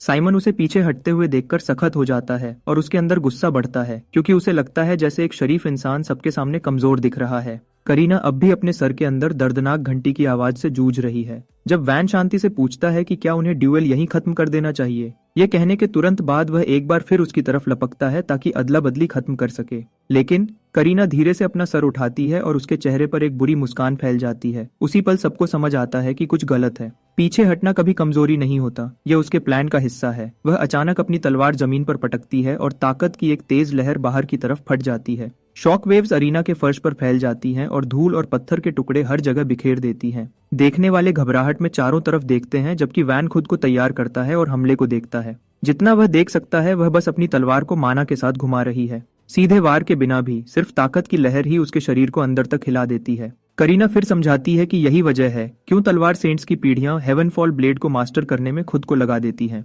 वैन टेक्निक की कमजोरी भी देखता है, क्योंकि तलवार खुद उस बहुत बड़ी ताकत के दबाव को सहने में मुश्किल महसूस करती है जो उसके अंदर से गुजर रही है। साइमन आखिर में दोबारा मुस्कुराने लगता है। वह नतीजा निकालता है कि करीना इस पल तक साफ तौर पर खुद को रोक रही थी। अब जब उसने इस लेवल की ताकत दिखाई है तो उसे साफ हो जाता है कि वैन इसे सह नहीं पाएगा। उसके दिमाग में नतीजा पहले ही तय हो चुका है। अगर वैन अगले वार को सह नहीं पाता तो उसकी सिर्फ हड्डियां ही बचेंगी। फिर भी वैन बिल्कुल भी डर नहीं दिखाता। इसके बजाय वह शांति से करीना को कहता है कि उसे अपने हथियार का ज्यादा ख्याल रखना चाहिए। करीना जवाब देती है कि वह आमतौर पर ऐसा ही करती, लेकिन अब वह अपनी तलवार के अगले वार से इस बेकार ड्यूएल को खत्म करना चाहती है। उसी पल वह तलवार में और भी ताकत छोड़ती है। देखने वाले परेशान हो जाते हैं जब उन्हें समझ आता है कि वह सच में उसे मारने का इरादा रखती है। राल्फ और फॉल्क घबराहट में आपस में फुसफुसाते हैं, यह समझने की कोशिश करते हुए कि क्या हो रहा है। हेलेन उन्हें रोकती है और सिचुएशन को साफ समझाती है। वह कहती है कि वैन के हमले ठीक से लग रहे हैं, लेकिन उनमें अब भी करीना को एक ही वार में हराने की ताकत नहीं है। करीना के पास हेवनफॉल ब्लेड है जो वैन को एक ही वार में खत्म कर सकती है। इसका मतलब है कि करीना जानबूझकर उसके हमलों को लगने दे रही है, क्योंकि वह लड़ाई को एक तमाशा बनाना चाहती है। हेलेन आगे कहती है कि अगर करीना हेवनफॉल ब्लेड को उसी वक्त छोड़ती है जब वैन उसके करीब आता है, तो चाहे वह सीधे वार से बच भी जाए, सिर्फ उसकी आफ्टर शॉक ही उसे बिल्कुल करीब से मार देगी। राल्फ और फॉल्क चुप हो जाते हैं जब वह सोचने लगते हैं कि वैन आगे क्या करने वाला है। जंग के मैदान में करीना एक बार फिर अपनी तलवार उठाती है और उसे कहती है कि वह उसके स्टेटस के हिसाब से मिलने वाले बर्ताव को कबूल करे। वह यह भी कहती है कि अगर वह ऐसा करता है तो वह उसकी जान बख्श सकती है। वैन एक शरारती और छेड़ने वाले अंदाज में जवाब देता है कि वह स्टेटस के ख्याल से कुछ ज्यादा ही जुनूनी लगती है। करीना जवाब देती है कि ऐसी सोच तो बस दुनिया का कुदरती नियम है। उसकी नजर में माना की ताकत एक ब्लड लाइन की कीमत तय करती है और यही उसूल देश की बुनियाद बनाता है। वैन अचानक इस समझौते को सुनकर हंस पड़ता है। वह कहता है कि यह तो बिल्कुल वैसा जवाब लगता है जो एक शरीफ इंसान देगा। फिर वह उसे दोबारा छेड़ता है और पूछता है कि क्या शरीफ जैसा दिखने से वह सच में शरीफ बन जाती है। करीना को समझ नहीं आता कि वह ऐसा क्यों कहता है और यह बातें उसे बहुत गुस्सा दिलाती हैं। वैन अपनी बात पर जोर देता रहता है और बताता है कि उसकी रगों में आम लोगों का खून और शरीफों का खून दोनों हैं। उसके हिसाब से यही वजह है कि वह इतनी बेचैनी से खुद को एक असली शरीफ साबित करने की कोशिश करती है ताकि उसका पिता आखिर में उसे अपना ले। यह बातें उसकी छिपी हुई कमजोरी पर सीधा वार करती हैं। करीना एक पल के लिए रुक जाती है, क्योंकि उसे समझ नहीं आता कि वह इतनी पर्सनल बात कैसे जानता है। उसका गुस्सा बेकाबू हो जाता है और वह वह अपनी तलवार में और भी ताकत डालती है। लड़ाई देखने वाले लोग वैन के लिए परेशान हो जाते हैं जैसे ही तनाव बढ़ता है। हेलेने तुरंत समझ जाती है कि वैन क्या कर रहा है। वह समझती है कि वह जानबूझकर करीना को भड़का रहा है ताकि वह बिना सोचे समझे पूरी ताकत से हमला करे। राल्फ ऐसे लापरवाह कदम के पीछे की वजह समझ नहीं पाता। वह सोचता है कि वैन उसे इतना आगे क्यों धकेल रहा है और अपनी जान क्यों खतरे में डाल रहा है, सिर्फ उससे वह रिएक्शन निकालने के लिए। वैन की बात असल में बेबुनियाद नहीं है। सच तो यह है कि यह सीधे करीना के सबसे गहरे राज और उस शर्म तक पहुंचती है जो उसने सालों से उठाई है। उसे हमेशा लगा है जैसे वह एक परदेसी है जो किसी तरह शरीफ समाज में घुस गई है। वह एक शरीफ की बेटी है, लेकिन वह एक रखैल से पैदा हुई है और इस वजह से वह कभी भी शरीफ फैमिली का हिस्सा नहीं बन पाई। बड़े होते हुए वह शरीफों को ध्यान से देखती है। वह पढ़ती है कि वह अपने काम कैसे करते हैं। फिर भी यह सब सीखने के बावजूद उसे कभी नहीं लगता कि वह सच में उनमें से एक है। उसे हमेशा लगता था कि अनजान आंखें उसे देख रही हैं और उसके नाकाम होने का इंतजार कर रही हैं। वह शांत दबाव उससे कभी दूर नहीं हुआ। उसी एहसास की वजह से उसे थोड़ी देर के लिए हमदर्दी महसूस हुई जब उसने पहली बार वैन को एकेडमी में इतने हिम्मत भरे कॉन्फिडेंस के साथ चलते हुए देखा। भले ही वह एक गरुड़ा है, उसे वह छोटा सा कनेक्शन महसूस हुआ। यही वजह है कि उसने पहले उसे टेस्ट करने के लिए खुद को पेश किया, यह सोचकर कि वह उसे मारे बिना मामला हल कर सकती है। लेकिन वैन ने उस छोटी सी मेहरबानी की कभी कदर नहीं की और इसके बजाय उसे बेइज्जती करने की हिम्मत की। इस वजह से वह खुद को समझा लेती है कि वह उसके गुस्से का पूरा हकदार है। करीना अपनी तलवार घुमाती है और कहती है कि वह उसे मार देगी। वैन तुरंत उनके बीच की दूरी खत्म कर देता है। करीना हेवनफॉल ब्लेड निकालकर पूरी ताकत से हमला करती है। जब धूल साफ होती है तो वह कुछ ऐसा देखती है जो उसकी सांसें रोक देता है। वैन ने अपने खाली हाथों से हमले को रोक दिया है और अब वह उसकी भारी तलवार को मजबूती से पकड़े हुए है। भीड़ को अपनी आंखों पर यकीन नहीं हो रहा। एक तलवार छीनने की टेक्निक ने अभी अभी खाली हाथों से एक ब्लेड को बेहथियार कर दिया है। सबको लगता है कि ऐसा होना नामुमकिन है। असली लड़ाई में कोई भी गिरते हुए ब्लेड को सिर्फ हाथों से नहीं रोक सकता, लेकिन जो वैन उनके सामने करता है वह बिल्कुल नया है। पहले वह अपने हाथ की रफ्तार को गिरते हुए ब्लेड की रफ्तार से जितना हो सके उतना मिलाता है। फिर जैसे ही वह टकराता है वह उसकी रफ्तार को तोड़ना शुरू कर देता है। तलवार के पूरा घूमने से ठीक पहले वह अपने घुटने मोड़कर और जमीन की तरफ झुककर ताकत को फैलाता और जज्ब कर लेता है, जिससे अरीना के फर्श पर एक दरार पड़ जाती है। इस टेक्निक का नाम स्टिल ग्लिफ है, जिसे जीरो स्टाइल ग्रास्प भी कहते हैं। ये वही तरीका है जो उसने पहले हेलेने के बर्फ के बर्चों को जंगल में जमीन में गाड़ने के लिए इस्तेमाल किया था। वैन मजाकिया अंदाज में मुस्कुराता है और कहता है कि हेवन फॉल ब्लेड यकीनन एक जबरदस्त टेक्निक है, लेकिन वह बस उसके पीछे की ताकत को खत्म करना जानता है। करीना चिल्लाती है कि ऐसा होना नामुमकिन है। उस छोटे से पल में उसका ध्यान हट जाता है क्योंकि उसके दिमाग में जज्बात उमड़ आते हैं। वैन मौके का फायदा उठाता है और सीधा उसके दिल पर हमला करता है। टक्कर से वह पीछे की तरफ उड़ती है। उसका शरीर उसके पीछे रखे कॉफिन से टकराता है। जब वह गिर जाती है तो वह ठीक वहीं पहुंच जाती है जहां वह अब अरीना में खड़ी है, अपने घुटनों पर। उसे यकीन करना मुश्किल हो रहा है कि अभी क्या हुआ है। पूरी भीड़ खामोश हो जाती है और अपनी सांसें रोके हुए थाउजेंड ब्लेड सोर्ड प्रिंसेस को घूरती है, जिसे घुटने टेकने पर मजबूर कर दिया गया है। कुछ देखने वाले तो यह भी सोचने लगते हैं कि क्या यह गेरुडा लोगों की असली ताकत है। साइमन और एनास्टेसिया गुस्से में अपने दांत पीसते हैं, जबकि राल्फ और फॉल्क चुपचाप अपने दिल में खुश होते हैं और उम्मीद करते हैं कि वैन बिना हिचकिचाहट के हमला करता रहेगा। लेकिन वैन का इरादा कुछ और है। वह शांति से इंतजार करता है और करीना को अपने सदमे से निकलने का वक्त देता है। जब वह आखिरकार खुद को संभालती है तो वह उससे पूछती है कि वह उसे खत्म क्यों नहीं करता। वह धीरे और कमजोरी से खड़ी होती है और पूछती है कि क्या वह उस पर रहम करना चाहता है, एक ऐसी चीज जिसे वह कहती है कि उसे जरूरत नहीं है। वन तुरंत इस बात से इनकार कर देता है। वह समझाता है कि रहम वह नहीं है जो वह उसे देना चाहता है। उसी वक्त उसकी कोई इच्छा नहीं है कि वह एक शरीफ लड़की को तंग करे जो अपनी असली ताकत से नहीं लड़ रही है। वह असल में चाहता है कि वह सब कुछ दिखाए जो उसके पास है। वह उससे कहता है कि उसे असली करीना दिखाए। उसके शब्द एक बार फिर उसके घमंड पर एक बेइज्जती की तरह लगते हैं। जवाब में करीना कॉफिन के अंदर छुपी पूरी ताकत को बाहर निकालती है, अंदर हाथ डालती है और सबसे मशहूर हथियारों में से एक को बाहर निकालती है। इस ब्लेड को स्टार रिंग सोर्ड के नाम से जाना जाता है। यह एक स्प्रिंग सोर्ड है जो बहुत पतले और लचीले मेटल से बनी है, जो अजीब तरीकों से मुड़ती और चलती है। वैन को थोड़ी देर के लिए याद आता है कि उसकी पिछली जिंदगी में ऐसे हथियार को मैसेकर सोर्ड तथा ब्लड चेन प्रूलेट के नाम से जाना जाता था। करीना उसे गुस्से भरी हिम्मत से घूरती है और कहती है कि वह उसे दिखाएगी कि उसने क्या क्या कुर्बानी दी है आज यहाँ खड़े होने के लिए। ये बिल्कुल वही पल है जिसका वैन इंतजार कर रहा था। करीना कहती है कि अगर वह सच में उसकी पूरी ताकत देखना चाहता है तो वह खुशी खुशी उसे दिखाएगी। वह उसे चेतावनी देती है कि अगर वह आगे आने वाली चीज को सह नहीं पाया तो गलती सिर्फ उसकी होगी। उन शब्दों के साथ वह कॉफिन से ताकत का एक भयानक तूफान निकाल देती है। ब्लेड्स का तेज तूफान बाहर की तरफ फूटता है और डरावनी ताकत के साथ उसके चारों तरफ घूमने लगता है। राल्फ और फॉल्क हैरान होकर देखते हैं और सोचते हैं कि वह क्या देख रहे हैं। वह समझने की कोशिश करते हैं कि क्या यह बस तलवारबाजी का एक और रूप है, लेकिन सच्चाई इससे कहीं ज्यादा बड़ी है। हेलेन उन्हें समझाती है कि यह टेक्निक एक नेशनल मैजिक आर्ट सर्कल है जिसे रिक्वियम के नाम से जाना जाता है। वह उन्हें बताती है कि यह एक आखिरी टेक्निक है जिसे लुथियर फैमिली के कुछ ही लोग हासिल कर पाते हैं। जादू के जरिए यह तलवार की लचीलेपन को बढ़ा देता है और ब्लेड की नोक को बहुत तेज रफ्तार से आगे बढ़ाता है। वैन अपने सामने बनते हुए तेज तूफान को देखता है। घूमता हुआ तूफान उसकी आंखों के सामने लगातार घूमते हुए बर्चों के डांस जैसा लगता है। करीना इस हमले का नाम डांस ऑफ सर्कल स्पीयर्स बताती है। वह उसे कहती है कि जो भी इसके इलाके में आएगा वह जिंदा नहीं बच पाएगा। आग हो या बिजली या शरीर, सबका अंजाम एक ही होगा जब ब्लेड्स अपना डांस शुरू करेंगे। वह यह भी चेतावनी देती है कि यह एरिया जल्दी ही पूरे अरीना को घेर लेगा। अगर वैन डरता है तो वह बस हार मानकर भाग सकता है।